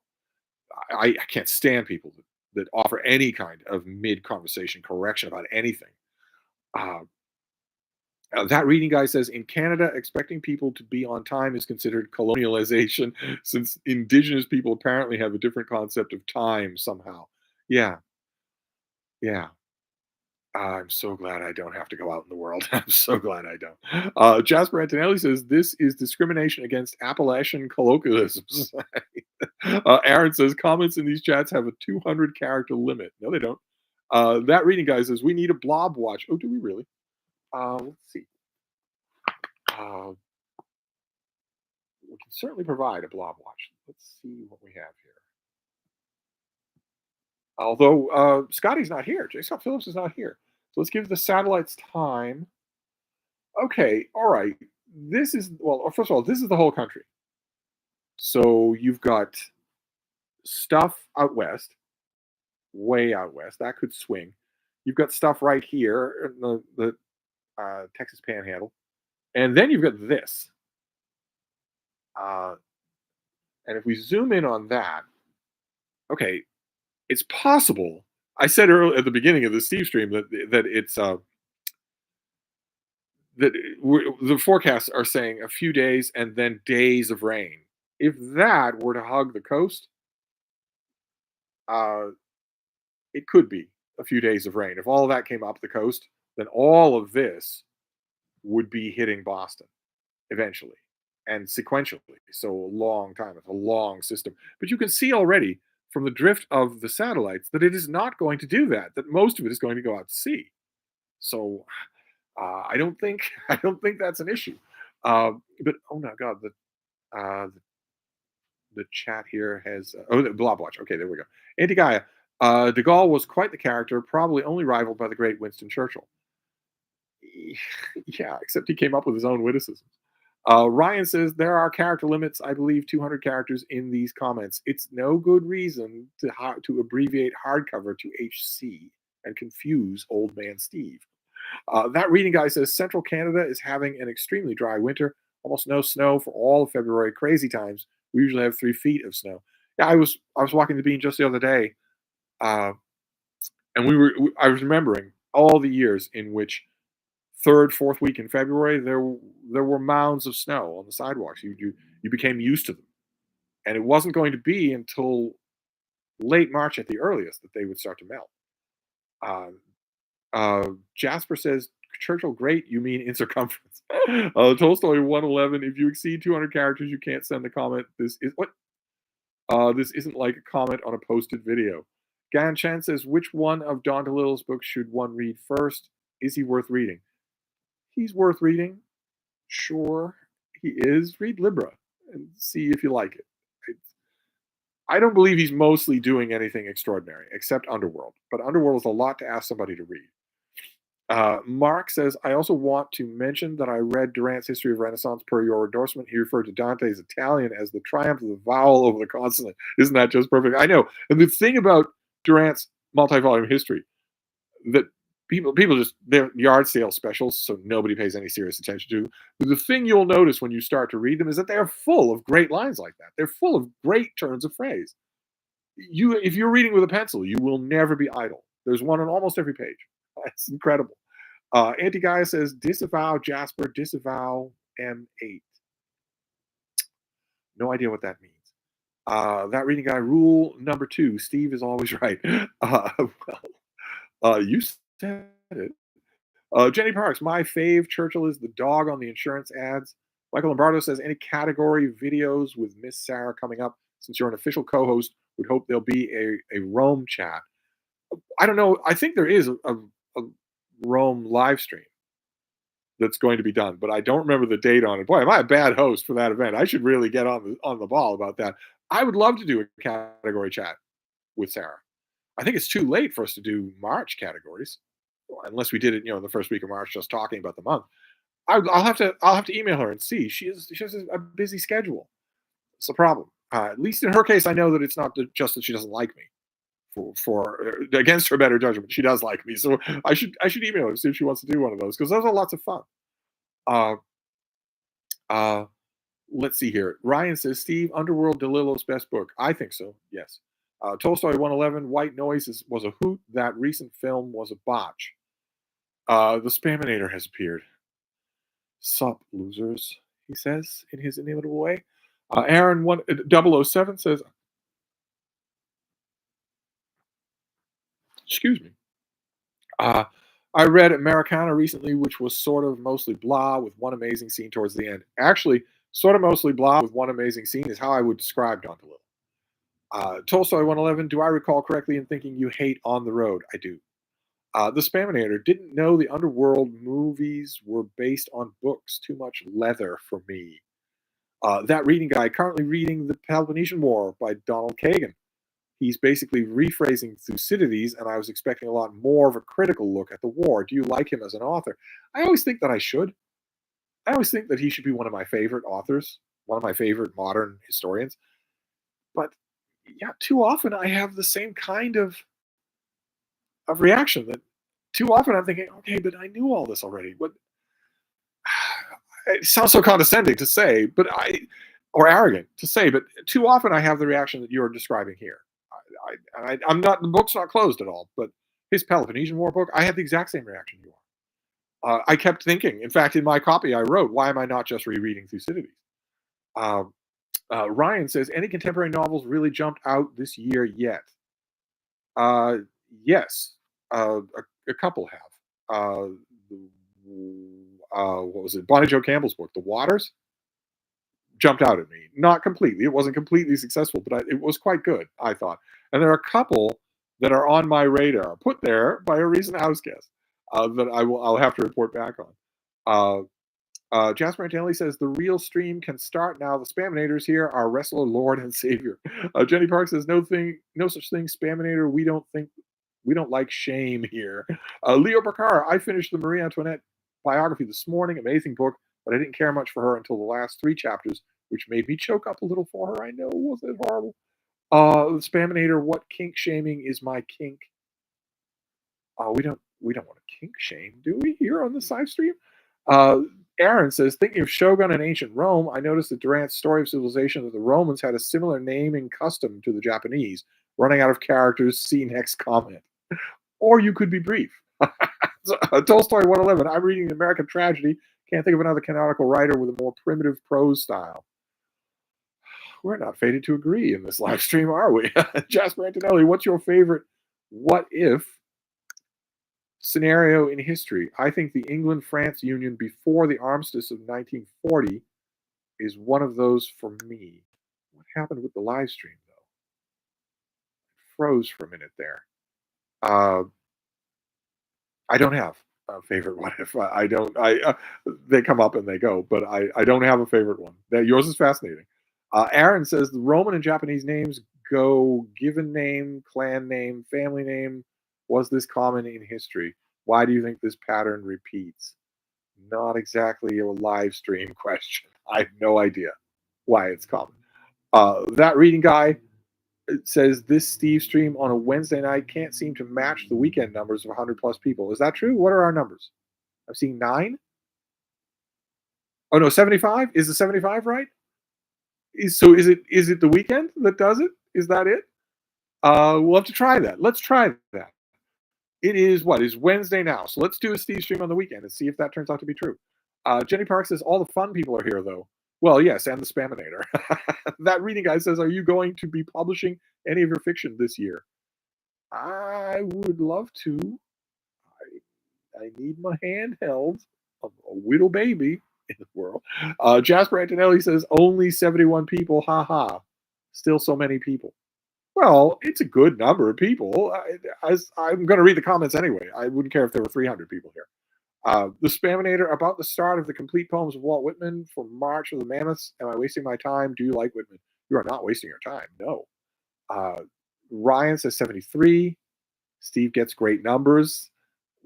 Well, but who is it? Somebody just a minute ago said it's not as great numbers as on the weekends. We're gonna have to try on the weekend and see if that's true. Gan Chen says, "Hi Steve, do you think the New Yorker has a good book review section? How is it compared to the New York Times? I recently subscribed to the New Yorker. Well, the problem with the New Yorker is that it doesn't have a book review section.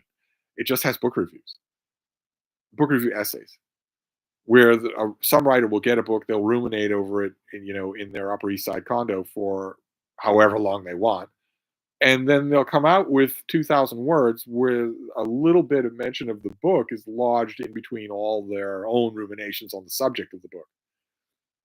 I don't know if the New Yorker actually technically has a book section editor, but what would that book section editor do? What would they do if Salman Rushdie wants to write 2,000 words and never address the book? You're going to tell them no?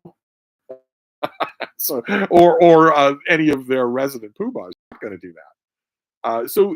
The New Yorker has books coverage, and some of it can be very good, but it's very willful and very self-indulgent in a way that, for instance, the New York Times is not. The New York Times will tell you not only what your book is, but how many words you have and when you're supposed to turn them in. That produces a very different kind of books coverage. Naturally, I like it more because, if you're going to ruminate about Montaigne, you're not going to tell me anything I don't already know. I want to know about the book. If you're gonna write, if you're ostensibly writing about a book, and maybe I haven't read that book, I want to know about that book. I want to know your judgments on that book. I don't want to, but worth it, definitely. The New Yorker is awful expensive, but worth it. Every issue is worth it. Mark says, if memory serves, you claimed in a video long ago that Hal Bloom was insincere in his praise of Blood Meridian. Why was he insincere? He was insincere because he never read it. Jasper Antonelli says, would you publish Odd Dog? Have any publishers asked for it? It's not written. I would publish it. Sure, I'd like to publish it on my deathbed. I think that'd be the nicest way to do it. But publishers wouldn't take it in a million years, unless if I labeled it as fiction, which I could easily do in this publishing era where people lie routinely about their books. I could easily label it fiction. It might sell as fiction. It'd be a very long book. Uh, Tolstoy 111 says, I'm currently at the Met in NYC seeing Turned On. Oh my, are you really? Saw a full page ad for that in the Sunday Times. Sneaking the Stevestream under my coat, sitting in the back. Oh my.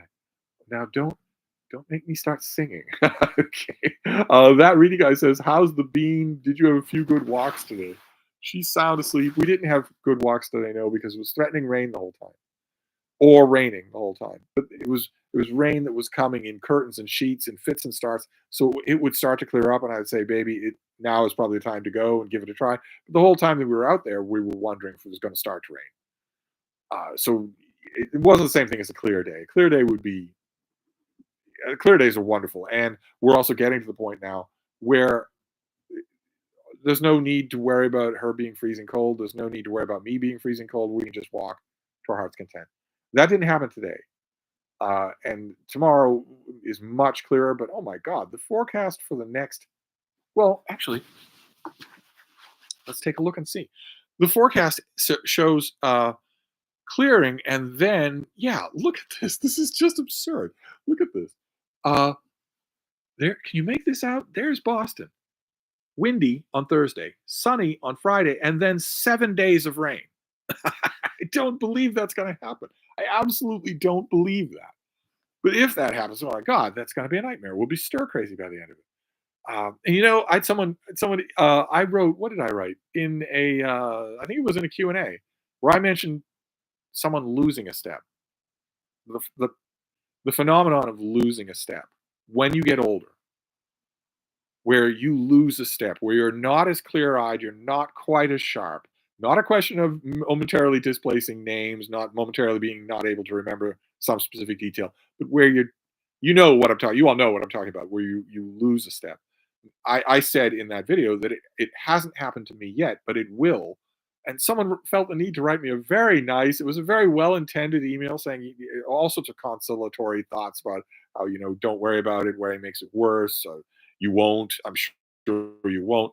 When I don't have any of the kind of self-pity involved that people always think. When I refer to myself as ugly, for instance, or when I say that I'm ungainly, or when I say that I'm eventually going to lose a step, people always think I'm having some sort of mental health crisis and they should rush in and reassure. That isn't that isn't true at all. I'm just stating a fact. That's all. I don't expect to be exempt from that fact. Although I have known some people who did not lose a step all the way to 90. But when I was reading that email, I was thinking about the fact that I'm not always going to be able to do long walks. I'm hoping that I will get through Frida's life being able to do that. But anyway, Michael Lombardo says, so not much winter in Boston. No winter at all in Boston. Is that true of the whole region? Say, for instance, how's the weather in Niantic, Connecticut? Why would you mention Niantic, Connecticut? Hmm? I don't know. I would assume that it's been mild and in the 60s like everywhere else. Teresa says, "Is the pic you posted on Instagram a sample of the tech you will be selling on eBay?" No, no. Those of you who didn't see it, the Bean and I were out for a walk and we came out. People put their trash out on the sidewalk, especially larger items that they're hoping someone will just drive by and pick up. It's not a normal trash day. They're just putting items on the sidewalk because they're hoping you'll see it and want it. That happens with furniture all the time, all kinds of things. And today on the sidewalk, I had to take a picture of it. Ordinarily, I don't take out the phone when I'm on a walk with the Bean, but I had to take a picture of it because there was an old wooden TV, a cathode TV, with a wooden case and labels, handles and drawers and whatnot. And next to it was an old box TV with the plastic kind, the smaller kind with the box in the back. And then there was a plasma screen TV, flat TV on a stand. All together, somebody put all three of them out on the sidewalk. Three different eras of TVs. But no, there's lots of tech here that I could factory reset, clean up, and sell on eBay. I need to get into that and see. Not necessarily for the money stream. I think for the first 100 or so things like that, I'd be breaking even at best. But to get rid of the excess tech that's here, it's just sitting here. I'm never going to use it. Somebody might want it. Uh, let's see here. Ryan says Steve always meant to ask if you enjoy David Sedaris. Not particularly. No, his humor has always struck me as a little obvious. That reading guy, every publisher should be crawling over themselves for Steve's autobiography. Odd Dog, 1,000 pages of good stories. What could go wrong? Instant bestseller. Will you include the moose story? I will include the moose story, but I don't think any publisher would be interested in it, especially since they wouldn't know what it was. You wouldn't know what it was. Uh, Jasper and Daly, where did you go? The chat jumped. Hang on while we go back to here we go. Harold Bloom was very image conscious. I think I still have to watch him and read him talk about books, even if he said ridiculous things. He once claimed to read 1,000 pages an hour. We can occasionally say ridiculous things, but he's wonderful. He was wonderful. Uh, Street Medic is back. Ingrid Fitz says this is why I hate most Goodreads reviewers. They look like book reports. I don't need yet another long summary. That reading guy says if you could choose a tell-all book to be published, what kind of tell-all would you choose? Hollywood, a particular political regime. For me, it would be TV series. I would love to know a really lively version of what happened behind the scenes of TV series. Mostly that doesn't happen because the people involved want to work until their 90s, and they know that if they involve themselves in a book like that, they'll never get work again. And a lot of them sign non-disclosure agreements. So I have a feeling that a really good, unvarnished, I'm not talking about an oral history here. I'm talking about someone writing the story. An unvarnished history of 30 Rock or Deadwood, I think that would make fantastic reading. But they do not happen. They absolutely do not happen. And because they don't happen, and they don't show up in memoirs either, that is all just going to be lost to history. What is that for I Love Lucy? What is that for the Phil Silvers Show? Do we know? Bits and pieces, because you couldn't write that book because you wanted to keep getting work. Jenny Park says, "What is actually the difference between a book report and a book review?" A book report just tells you what the book is, what it is, what it says, what happens next, what happens next, what happens next. Book reports are almost never even evaluative at all, and if they are, very mildly so. With a book review, it's not personal. You're not saying, "Here's what I thought," but you are definitely working in more of a personality on the page. Your prose is more spirited. A book report is just bland. Unfortunately, there are quite a few book section editors working today in the English speaking world whose idea of a perfect book review is a book report. And so it's left to the poor reviewer to say, not really. No, no, all these things you're taking out, they're what made this a book review as opposed to a book report. How about we put them back in? Uh, David Sloan says, Steve, could you do an American Revolution starter kit? I'm sure that I have done one. No, this is always the way with these Steve streams. Somebody says, hey, could you do a starter kit X, Y, or Z? And I always feel like I've done it, but I'm sure I've done the American Revolution. In the meantime, is there a book you'd recommend that I might not find on the average list?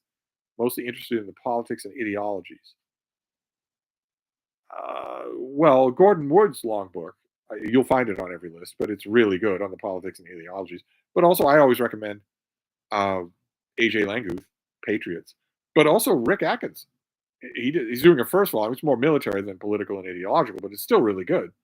The first volume is the only one that's out so far. I think it's called "The British Are Coming." That's really good.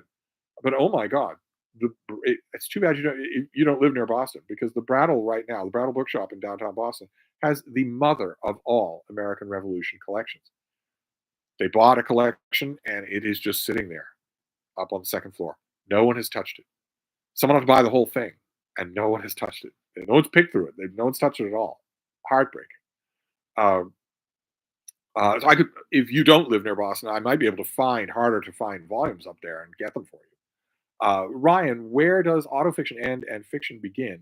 The Melrose novels could be on the autofiction line, but Carl Uwe is a hack and St. Alban is incredibly gifted.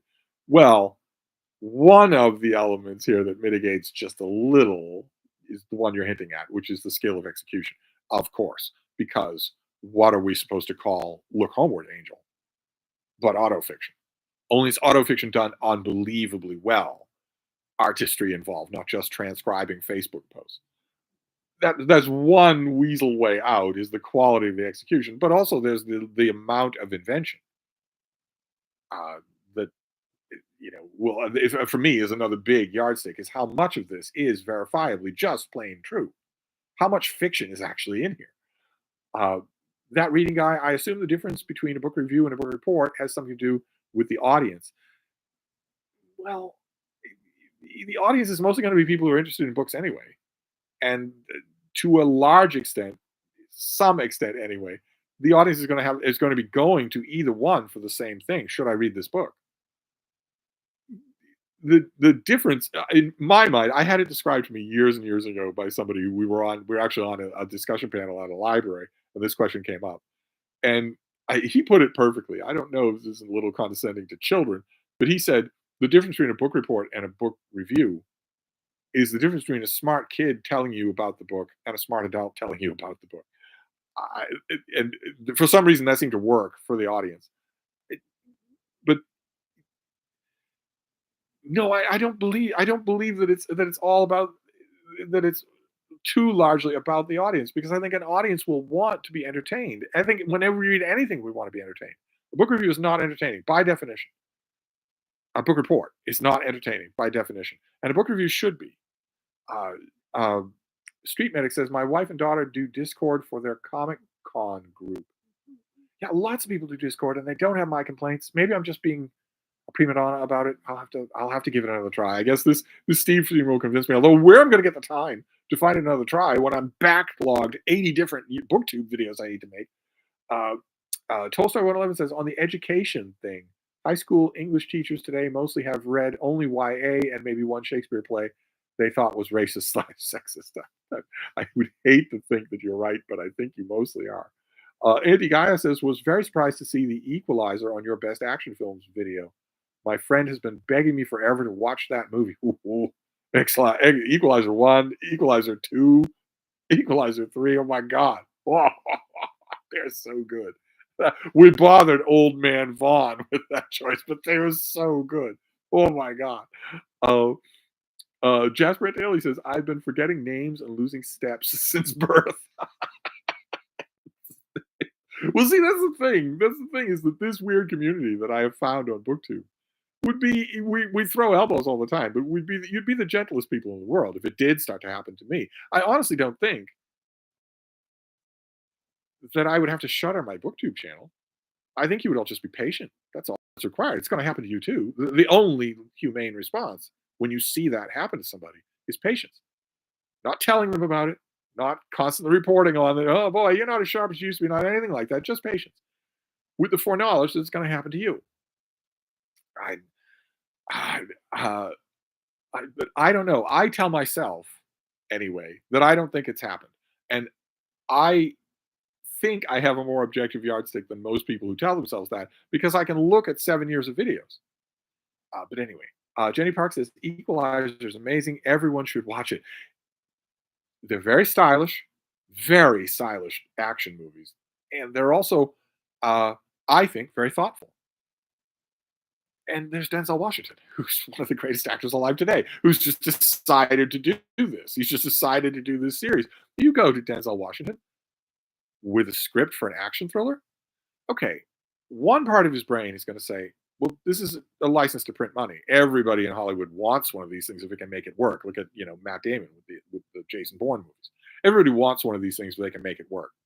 On the other hand, on the other part of his mind, he's an extremely wise man. On the other part of his mind, he's thinking, I don't need to make bank.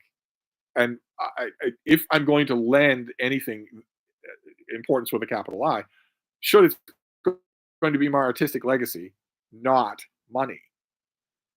Uh, which means that if you're going to go to him with an action movie, much less an action franchise, it's going to have to be good. It's going to have to be good stuff involving visceral stuff. And it is, oh my God, the the conclusion to the Equalizer movie where he takes on his former teammates, the only a handful of the only men on Earth who are as effective physically as he is. anyway, anyway, uh, Ingrid Fitz says, Jenny, I think most book reports are just summaries, whereas a review hopefully talks about the strengths and weaknesses, the story as well as the writing. Yes, also entertain you, make some connections that maybe you didn't see. The New Yorker never does book reports, for instance. Whereas the daily newspaper, the New York Times, sometimes your back's against the wall. If you're a book section editor for a daily newspaper or even a weekly or even a monthly newspaper, the alternative, if you've got no backup, the alternative to running a book report is blank space, and blank space means you're fired. So if I've done it, I'm sure that every book section editor in the history of the world has occasionally had to run something that is a book report, but you don't like it, and you can definitely tell the difference.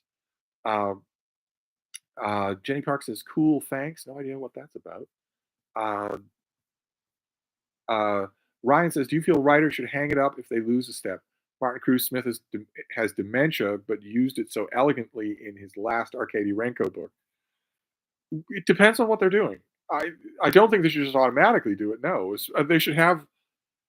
I hate to use the namby-pamby phrase, a support system around them.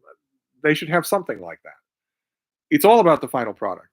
Like I was mentioning much earlier with PD James, it's all about the final product. You don't want to bring out something that's going to dishonor your legacy. Uh, Aaron 007, half my libraries from books people put out on the street when I was living in Brooklyn. Live in Queens now, but nobody is giving away books here. Stoop books, front stoop books, porch books, little free libraries. It's entirely possible to do. Some neighborhoods better than others. We only have a handful here. The Bean and I hardly ever see anything new in any of those. Uh, Roanoke Noham, uh, not off the top of my head seeing what that's an anagram for. It's obviously an anagram, but what is it for? I had a friend once who could do anagrams like that in his head. I can't. Master Margarita or Life and Fate? Life and Fate. Uh, Gan Chen says, I agree with that the New Yorker has very self-indulgent book reports. Almost seems like targeting people who will never read the actual book. I think that's largely what it's for. Largely the appeal of a 3,000 word piece, whether it's in the New Yorker or the London Review of Books, is that you're reading it instead of reading the book. Whereas a 600 word review in the New York Times, you're reading it because you're wondering whether it will give you the nudge you need to read the book. The Spaminator is back. On book reviews, is it fair to review a book that you hated so much you didn't finish it? I've tried Ulysses 3 times. I feel like if I'm going to have such a strong opinions, I should finish it at least. I'm not sure I understand the question. If you haven't finished the book, you can't write a review because you haven't read the book. I don't know what. I guess I'm hung up on the word fair. If you haven't read the book, you can't write a review of it. I think that would go without saying. Jasper Antonelli says, I read an Atlantic piece on Marilyn Robinson's book on Genesis. Yeah, I saw that piece. And it took me halfway through before I realized it was even talking about a new book she wrote. It wasn't just talking about the new book, it was adapted from the new book. That's a noxious process that I cannot stand.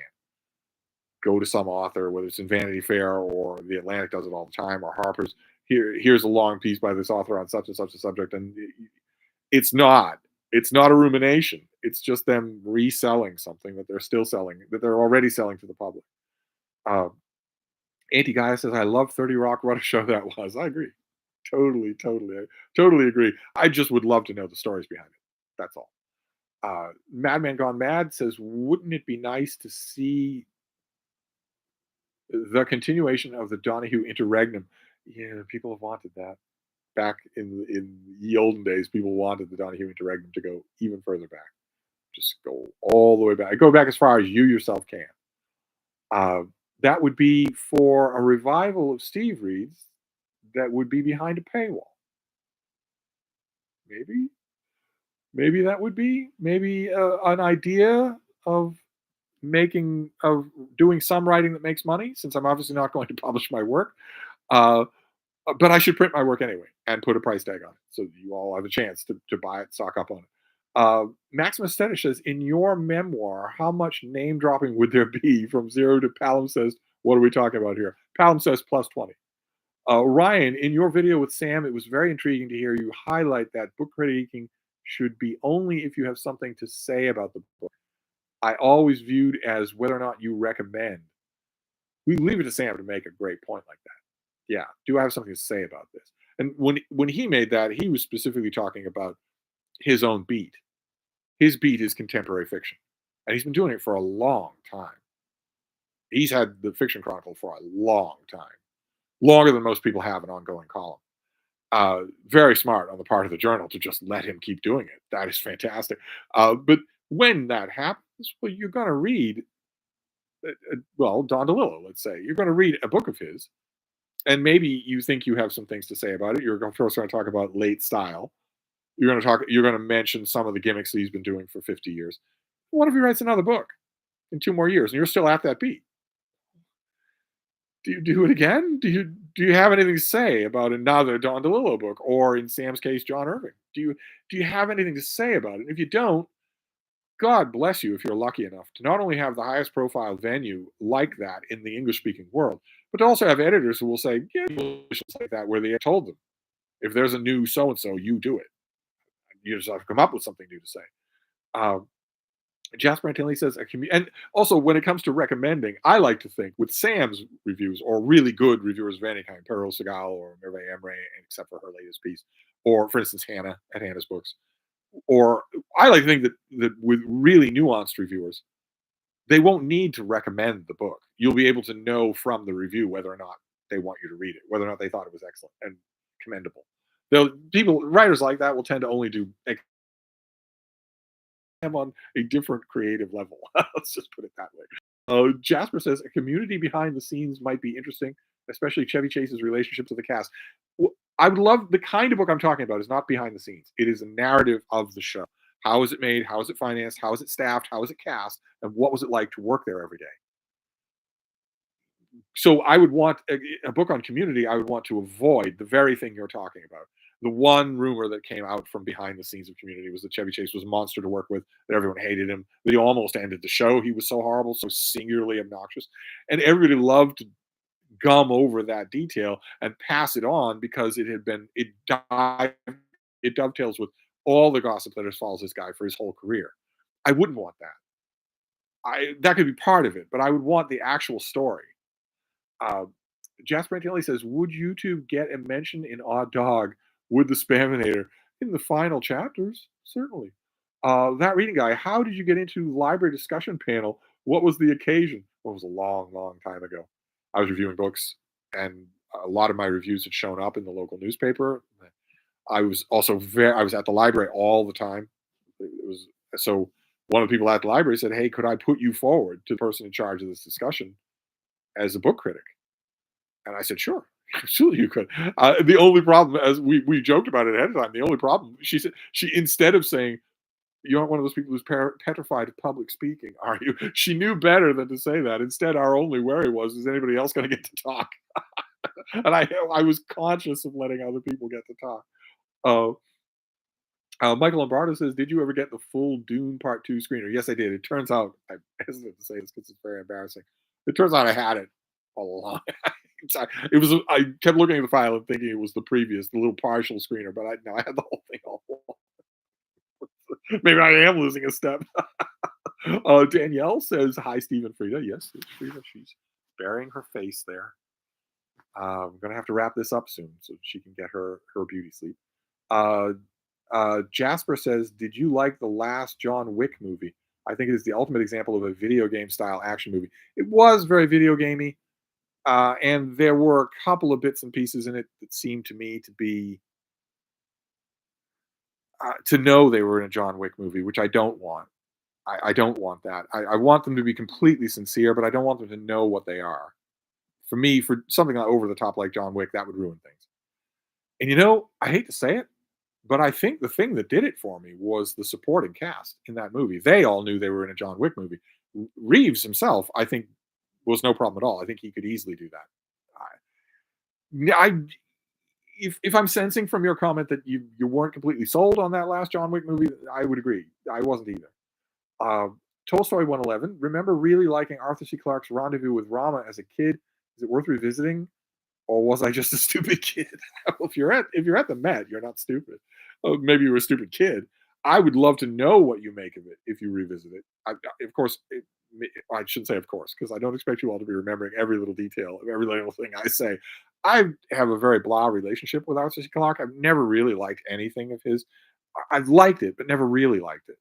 Almost never disliked anything that I've read by him, and I think I've read a lot of by him. Uh, but this sort of thing, the idea of revisiting this author, of maybe a systematic reread of Arthur Clarke, that has never occurred to me. It's never crossed my mind. So if you do that, I would love to know how Rendezvous with Rama stands up. The Spaminator is back. Oh, and the chat jumped. As soon as I mentioned the Spaminator's name, the chat jumped. The Spaminator better get a freaking mention. If not, I'll be dusting off the old Spamination Ray. Well, if I was just like on my deathbed, then I don't have to worry, do I? Aaron says Denzel regretted turning down Seven and tried to find his own Seven for years after. Do you think he ever got his Seven? Uh, well, see, I didn't know that he had been in the running for Seven. I didn't know he'd been offered the Morgan Freeman part in Seven. Boy, much as a fan that I am of Morgan Freeman, he would have been better at that. Oh man, if that's what you're talking about. Uh, but I don't know. I don't know what you mean by his Seven. That reading guy says a book could be written about how the history of Steve's BookTube channel, how you have changed over time, the types of videos you chose to make, your interaction with a shifting audience. Have I changed over time? Have these videos changed much? I, I don't know about a book, but I'd love to hear it from the rest of you. If I have noticeably changed. The one noticeable change that people have brought up to me, and I went and looked for it in the videos, and it definitely is there, is that in those early, as the first year of videos, I am softer spoken because I have senior citizens. I have old ailing dogs, one on one side of me and one on the other. I don't want to disturb them. And that changed once they went, once they died. That changed. I've a number of people point that out to me, but I don't know about types of videos change, how I've changed over time. That doesn't seem believable. That reading guy, how many people would regular comment on your videos now were around back in 2016 when you started? Comments, none that I know of. But I know there are people who still watch my videos who watched them then. I know that. Not many, but some.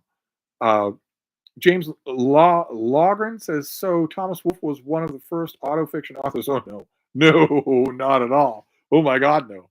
No, Daniel Defoe was doing it centuries before Thomas Wolfe. No, it's been a common thing. The question isn't so much do you draw on your own life, it's what do you do with what you draw on your own life? The famous line being, uh, who was it who said, uh, I use my all of my friends in my fiction, but I'm careful to pulp them first. You would never recognize a pig in a sausage. Fine. You want to do that, that's fine. It's the autofiction does nothing. It does nothing along those lines. It just transposes things. Ryan says, as a resident neuroscientist, Steve Donahue notes sleep is a key in memory and learning. It doesn't seem to apply to you much. No, no. Uh, it's. I always laugh at that part of Dude Bro Science videos where they talk about how get up at 4:30 in the morning, crush your day, destroy your adversaries, all that sort of thing. No, it doesn't. It hasn't seemed to have much of a problem. I always think, and actually, one of the old neurologists, one of the sleep specialists that I used to deal with years and years ago, said, as you get older, when you finally get old, if this changes, it won't change in that you will only need very little sleep every night, but it will start to take a toll. You'll start to forget things a lot more often or get confused a lot easier. He said decades ago, he said that it won't take that form, that more likely his guess would be that I will just start needing more sleep just naturally. We shall see. We shall see. Tolstoy 111. It's possible to finish Ulysses, so you just have to be man enough to finish it. Cue Steve stare. Michael Lombardo. Denzel is probably also a producer of the Equalizers film. That's a huge payday. I've never checked to see. It could very well be. They are popular and deservedly so. Ingrid Fitz, the little free library closest to me has mostly children's books. I think that is wonderful. It is wonderful. There's a little free library on a very distant route from where the Bean and I go. We go there sometimes.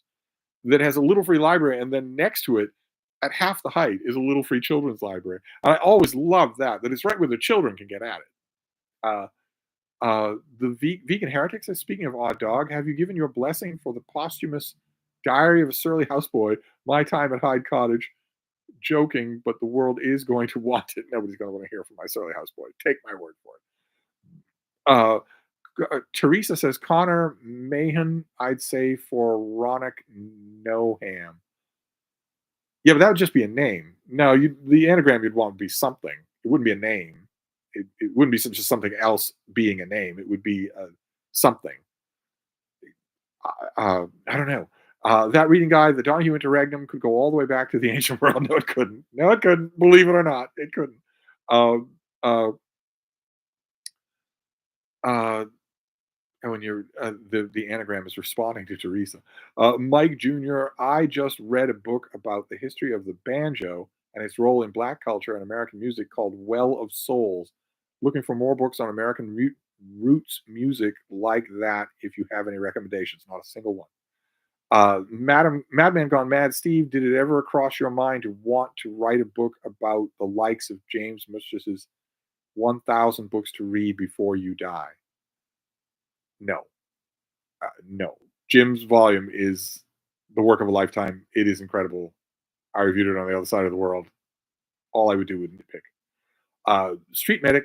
Oh, here, let's find you again. We're going to have to wrap this up, though. This is going to have to wrap up. Is responding to Tolstoy 111. That reading guy says, do you still publish book reviews for the Christian Science Monitor? Not anymore, not lately. Steve, I haven't pitched them anything in a while. Steve Austin, nobody is the best John Wick's universe movie. It's insane they haven't made a part two.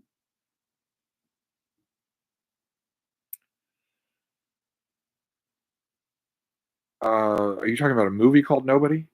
Is that it? Aaron 007, don't worry, Frida will guide you when you lose a step. I will see. We're in it together. She and I are in it together. Michael Lombardo says, so anything special planned for Leap Day tomorrow? Well, obviously, I have a whole bunch of videos that I've been slack-assing off on. Obviously, I have to do what we covered on this Steve stream already? A live stream, or not a live stream, not a live stream. A TBRs for a whole bunch of things. TBR for March Mystery Madness. TBR for March of the Mammoths. TBR for the Rome event, Roman charges or whatever it's called, and a whole bunch of other things too. That it's ridiculous. I'm just being no wonder I'm never invited to these things. So I'm sort of a bad host. Uh, Jasper says Musashi is on my docket for March. March is going to be a super exciting month for reading. So many events. I agree. So I'm grousing, but it is wonderful. It's booktube at its best. And Musashi is a great pick. I'm severely tempted by that myself. The first time, was it you who brought it up? The first time that immediately made me thinking. It made me think about going back to Musashi. I haven't done it in years. Uh, Steve Austin says the only shifting Steve's audience is making to the toilet and back. Well, I found that earlier comment very interesting. The history of my channel. I know that my delivery has changed because I no longer have old geriatric dogs, and I know from friends who don't know anything about BookTube that my demeanor was like that then too. I was very much a Mr. Rogers type caretaker. Full of patience, full of forbearance, very soft spoken, very gentle. I just become that over a couple of years because of my girls. And then that went away because that's not my natural default setting. But aside from that change, I don't know of any others. Uh, uh, the Ronak Noham says, you are a stern proponent of not editing while writing. Do you do some tinkering within each paragraph as you write, or solely focus on the page goal lock away for later review? No, whatever word you use for it. No tinkering, no editing, nothing at all. Right. That is one process. Editing is a completely different process. It's for a different you at a different time in a different perspective. It shouldn't be connected to writing at all. Uh, Jasper says maybe after Odd Dog is published, the Spaninator will finally get his gossip column put in Teen Vogue and Men's Health. Uh, and the Spaminator wants to know, how do you know he doesn't have columns there already? His Teen Vogue column would be something to read. Street Medic, I've got most of the old Omni magazines, and they have a lot of science fiction by Clark, Asimov, Bova, etc. Should reread some of them. Yes, yes. Whole stacks of heavy metal showed up at the Brattle. Back issues of heavy metal.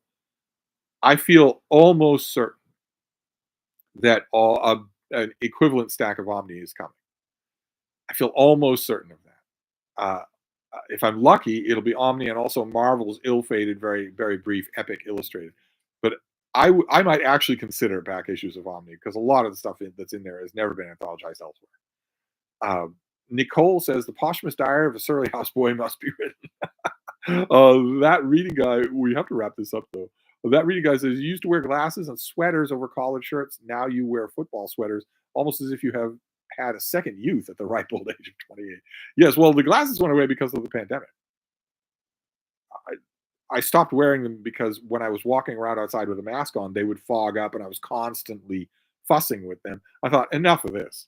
I'm not going to do this every time I leave the house. So I took them off and just put them up on a shelf and have been just fine without them. So I never took them back. I never bothered to take them back.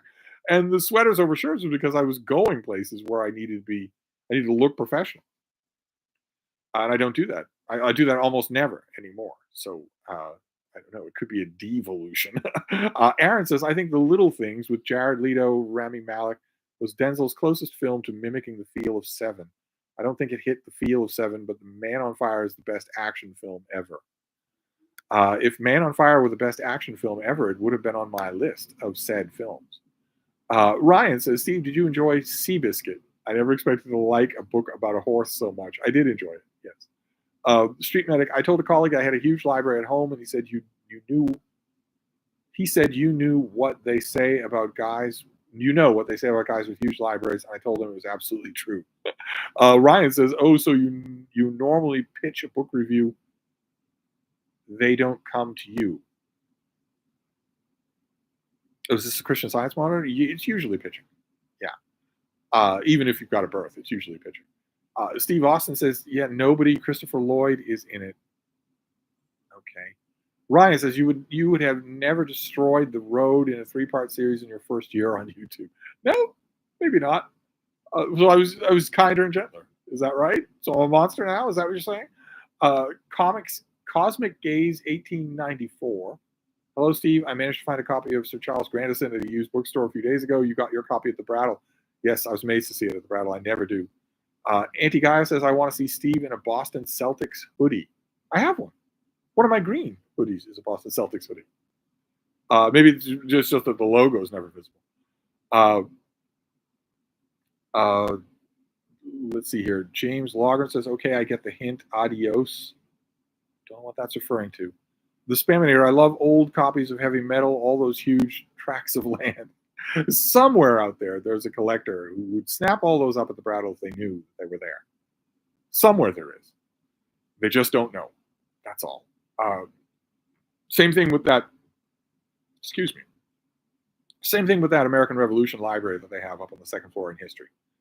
Somewhere out there, there's an institution or a collector who wants that, just unblock, and doesn't know about it. That reading guy says a posthumous, the Diaries of Steve Donahue would be very interesting to read. Publishers would need to be some obscure Boston press. The way to do it, well, not posthumous. I wouldn't care if it was posthumous, but if I do it, it'll be self-published. Jasper Antonelli, when do the copies of Playboy come in? I don't. If I'm guessing correctly, this will be science fiction stuff. So probably boxes and boxes of amazing stories, that sort of thing. But Omni, I have my eye on it. I'm kind of hoping that it happens. And if it happens, I'm kind of hoping that a collector swoops in and takes issue number one, but leaves all the others. I don't care about anything collectible, but I'd love to see some of them. Uh, uh, Cosmic Gaze is back. Is it true that you think Anton Chekhov is overrated? No, not overrated. No. Uh, Oscar Sales Girl. Hello, Steve. Did you ever remember the name of that Prussian Empire book you said was really good? I thought it came up in that stream, but it was. I'm, of course, spacing on it now, but I thought it came up on that same stream. Uh, that reading guy says Steve's book reviews on Playboy would be hilarious. The only pages that don't get sticky. Well, say what you like about it, but every reviewer who has any kind of realistic attitude towards this does not care about the salacious or otherwise reputation of the front of the book. And magazines that want regular content know that, so they make sure that that is true. That there is a blood-brain barrier between the front of the book and the back of the book. The back of the book is the culture reviews, the movie reviews, and especially the book reviews. And if the journal is any good at all, they will make it clear to their books editor that you do not need to reflect the politics or the social stances of the front of the book in your book reviews. Just run them as book reviews. And if you find a place that does that, well, then you're going to grab at it. And you're not going to care what the front of the book says, right? I mean, you look around, you see enormous examples of that. Look, for instance, if we want to use just an example, what do you do if the Wall Street Journal is willing to keep running your stuff on books? If you're in this game for real, then you're not going to care overly much that their editorial section is advocating a fascist takeover of the country. The back of the book is just separate. That's all. Ryan says, "What on the reading docket tonight?" I don't know if I have anything with me. I don't know if anything near me. The Marilyn Robinson on Reading Genesis. That's on the docket tonight. Also, I feel like rereading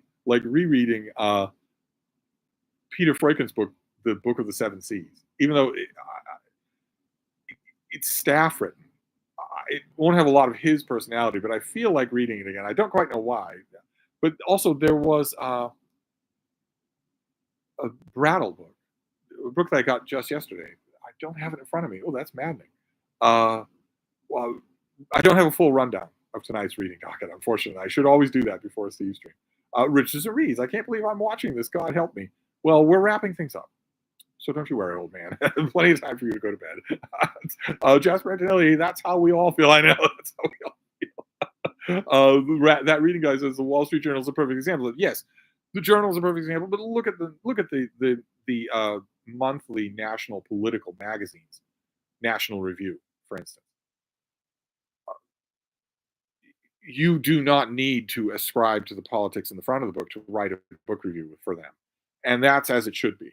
And that's not just a question of that editors are afraid they won't have enough fodder to fill an issue. It's also that a lot of the editors for the front of the book know that a lot of readers aren't frothing at the mouth fanatics and want something that's disengaged from politics.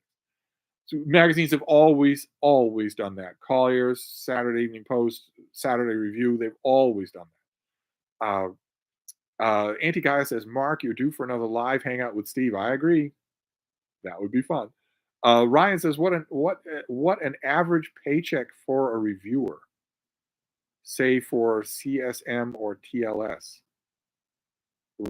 or salaried versus per piece. Most places won't give you salary anymore. You are a hemi-demi semi-official gig worker.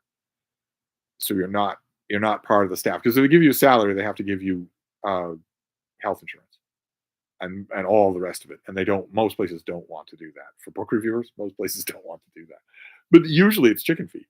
I don't know the actual starting rate for the TLS, and I don't know the starting rate for the Monitor anymore. But it's usually nothing. It's usually chump change. For a normal book review, like for instance, I doubt very much that the Monitor would pay more than $100 for a book review. For a first timer, somebody who hasn't drawn an audience, someone who hasn't proved themselves at all. I don't know what the TLS, probably not much more than that. The British review journals are notoriously stingy. I wouldn't be surprised if a 400 word review for the TLS is £100. Uh, Street Medic says my granddaughter in the UK likes to visit historic US sites when she visits. This trip is Philadelphia, but next time maybe Boston. And if it is, we will storm Hyde Cottage and demand wine and calzones. You're welcome to come over here. That reading guy, how much? But not storming. You're welcome to come over here, but we have to plan it. People who knock at what never happens, but in a theoretical world, knocking at the door means I'm going to come down, say hi, and close it in your face. Because that's an abrogation of simple courtesy. But if we plan it, you're welcome to. That reading guy, how much of your reading tonight will be e-reading versus physical books? Most of it e-reading. I've been doing a lot of it on this thing. This is a Kindle Scribe, so it's got the wider bezel. Got a Chaucer galley here, but a new. It's a political and a literary look at Chaucer. It's not a full dress biography. I don't remember when it's coming out, but most of it will be on this thing because it is just so nice. It is just so nice, and uh, uh, the person who very kindly sent me this sent me it with a case. They sent me it with a cover. They sent it me with a pen because this is the Kindle Scribe. So you're one of its main draws is that you write on it. You write and draw on it. I haven't used the pen at all. I had to get over the Catholic guilt of having it but not using it. But because it has a magnetized side where you attach the pencil, where you attach the stylus, one side of it is wider than the other, which means that it's like the Kindle Oasis in that it has a big bezel for holding, and it's a full page of reading. When you're reading, it's a full page. So I've been doing a huge amount of reading on this thing, and it'll be mostly that. It'll be mostly. Uh, I mean, Freudgen's book, the Book of the Seven Seas, will not be an ebook because I don't think it exists as an ebook. But most of the rest of it will be that Chaucer book. I need to go through the sources at the end. Uh, but anyway, where are we? Let's wrap this up at 15 past, shall we? Uh, let's see here. Uh, Cosmic Gaze 1894. Do you have any Easton Press books? No, no, I don't. It would be Pearls Before Swine. I'm not good with big fancy books. I don't know why I got that Agony and the Ecstasy. I should send it to Mark. Mark is very good with fancy books. Manages to have them and read them and still keep them in pristine condition. I'm not. I that I got yesterday at the Brattle. I got a big ornate box, beautiful set book of The Agony and the Ecstasy by Irving Stone. And to tell you the truth, in the 24 hours since, it has been on my mind nervous wise. I shouldn't have it. I'm going to destroy it, and then it does nobody any good. So I don't have any Easton Press books. I really ought to box that thing up and send it to somebody. That reading guy says we need another group live with the fabled OGBG that once ruled BookTube. Well, I don't know about the full OGBG, but me, Mark, and Jason would be wonderful to do. Uh, Oscar Salesgirl said the best way to make money as a writer is to quit being a writer and do construction. I agree, absolutely. Richard Reed says not sure how many OGBG are still alive. Yeah, Todd Oval, Todd's Bursting Bookcase, has not made a book review, not made a video in what is it, Mark? Over a year. Uh, Jason is still out there, healthy as a horse. Has made that one return video to BookTube. Doesn't seem to really care. You make videos whenever you can. It's not all that often. And I make just 5 videos a day, barely any. But you, me, and Jason could definitely do a video. We ought to do that. Roanoke Nohan, if we organized, arranged, and paid for all the notable decor periodicals to be sent your way, would this be sufficient to create its own segment? Actually, well, you don't need to do all that, but I meant to ask the other day when this came up. Do any of you subscribe to Architectural Digest where they give you one of those subscriber deals where if you can give somebody a free subscription for a year if you when you're renewing your own. A lot of times magazines will do that. I can't find any subscription stuff here. It must all have been my Surly Houseboy must have thrown all of that away. I can't find any of it, so I guess I have to go online and subscribe. Jasper Antonelli says you can slam the door in one of our faces, but a group of us could probably push through to get to freedom. That would be very rude and illegal. Ryan says, can we plug Philip Caputo before we go? The Steve Donahue review of Horn of Africa would make me squeal. Should I do a review of the Horn of Africa for a revived book blog that people pay for? Hmm, what an idea. Ryan, 210 in Lisbon. Good night, all. We'll dream about how to make a living reading. That reading guy says, add David Murphy to the OGBG. His soul is ancient. I agree. David's older than I am by a long way. So, don't let his youthful looks deceive. Well, his youthful looks are bound not to last. What with all the STDs he probably has. I don't know. I'll have to put it to David Murphy if I ever see him. Mhm. Street Medic says the only copy of the Agony and the Ecstasy is the old Reader's Digest condensed book. Uh, that is a good idea to add David. I wish he made BookTube videos, but then again, I wish that Mark and Jason made more videos than they do. I, it's just a question of how busy you are. David has a job, all sorts of stuff to do. Uh, it'd be great. It'd be great, and he would be a perfect addition to the OGBG, no matter how young he is. He'd be a perfect addition. Uh, Richard reads, "When Steve calls the OBG, we answer." Aaron 007 says, "Frida would rip you to shreds if you storm." Oh, she'd be very happy. She loves meeting people, but I can't stand discourtesy. No matter how abrupt I am in on these Steve streams. I know you're only joking. All of you are only joking, but that sort of thing is a hard no for me. Discourtesy of any kind is a hard no for me. Uh, that reading guy is telling Mark Richardson to make it happen. It's just a question of scheduling. That's all. Uh, I don't know how up to it for it Jason would be. I think Mark would probably be up for it, but he's a pretty busy guy. Uh, Jasper says Frida is scary. Well, only to other dogs, not apparently not to the cat in the neighborhood. Uh, Street Medic says Steve should wear bling in his live streams. Steve has no bling. The only thing that I have that even remotely qualify as bling is a switchblade, a gang switchblade. But I'm not going to wear it. Uh, Jasper says, I agree. Let's send him some gold chains. Uh, Tyler says, what? He already has a Celtics jersey. Yes, yes.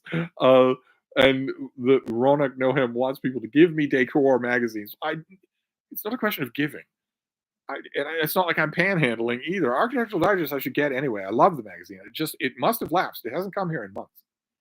I just need to bite the bullet and go to the website and order a physical paper subscription. I'm sure that can be done. I'm sure that that's easy. Just haven't done it. That's all. That reading guy says good night to Stephen Bean. Jasper says the only bling he needs is those muscles. Jasper saying good night to Frida. Ryan says it was funny. You always notice the huge giraffe in every room. There always is one because these kids aren't real. They're props. That reading guy says this Steve stream has been lacking Deb talk. Street Medic says Steve is ripped. No, no, not a chance. And Ryan says, now with a baby, we have one. Yes, people get giant giraffes, even though they're terrifying. And Mark says yes to Deb, and I agree, but Deb is harder to get on than you are. She's harder to get on this channel than anybody. She's up in the woods of Maine, in the family compound, perfectly content, but outside of the world, just outside of it completely. And that reading guy says one more blob watch, and that's how we'll wrap things up. We'll do one last blob watch here. Let's get the Kindle Scribe out of the way. It is at 77%. I saw a tech channel today that said never charge your tech to 100%. Charge it up there, but never to 100% unless you're going to be traveling somewhere. But otherwise, no, it's not good for it. They're not meant to either zero out or go to 100%. We're always supposed to hover somewhere in between. Did not know that. This kid seemed to know what he was talking about. Let's see if the satellites have upgraded any for the East Coast. Well, yeah, they have, but okay, we've got this. Yeah, this is what it looks like now. You remember, if you go back in this Steve stream, you will see that snow patch was further west a couple of hours ago. And now it's colliding with this gigantic wind pattern all up the eastern seacoast. And it looks like it's colliding right at New Hampshire and Vermont. But this pattern right here, if this is real, that would mean that it's going to rain in Boston for the next 10 days. That's right on top of Boston. So I don't know that it's real. I don't think that it is. Well, it's a mess. There's certainly if you take it the 30,000-foot view, go out to the whole country, something big is on the eastern seacoast. A big active system is on the eastern seacoast. Radar doesn't lie. So there's something big and active covering the whole of the eastern half of the United States. What that will be here, the weather app on my phone is saying, I showed it already, 2 clear days, and then day after day after day after day after day of a significant portion threat of rain. If that pattern on the radar is true, then that would actually happen. Oh, oh, I just bumped over something that's also on the reading docket for tonight. Fritz Leiber, Farford and Grey Mouser, the Mike Mignola graphic novels. These are also on the docket tonight. Rereading these, I just bumped into them, so now I know that's an extra thing that I'm going to be reading. But anyway, I'm going to we're going to wrap this up for now. I'm sorry, I do have to end this, but this was wonderful. This was absolutely wonderful. So I don't know if we'll try a Steve stream between now and the weekend. Maybe, maybe not. But I will definitely try one on the weekend to see if someone made a hypothesis earlier that the watching number would be twice as high if we did it on the weekend. I'm curious to know if that would be true. I don't care about the number, but I'm curious to know if the answer to that is yes. So we will do that. We will reconvene on the weekend at least, if we don't before then. But in the meantime, I'm going to wrap this up. Thank you all. Thank you all for showing up. I will end this here, but I'll be back. Thank you.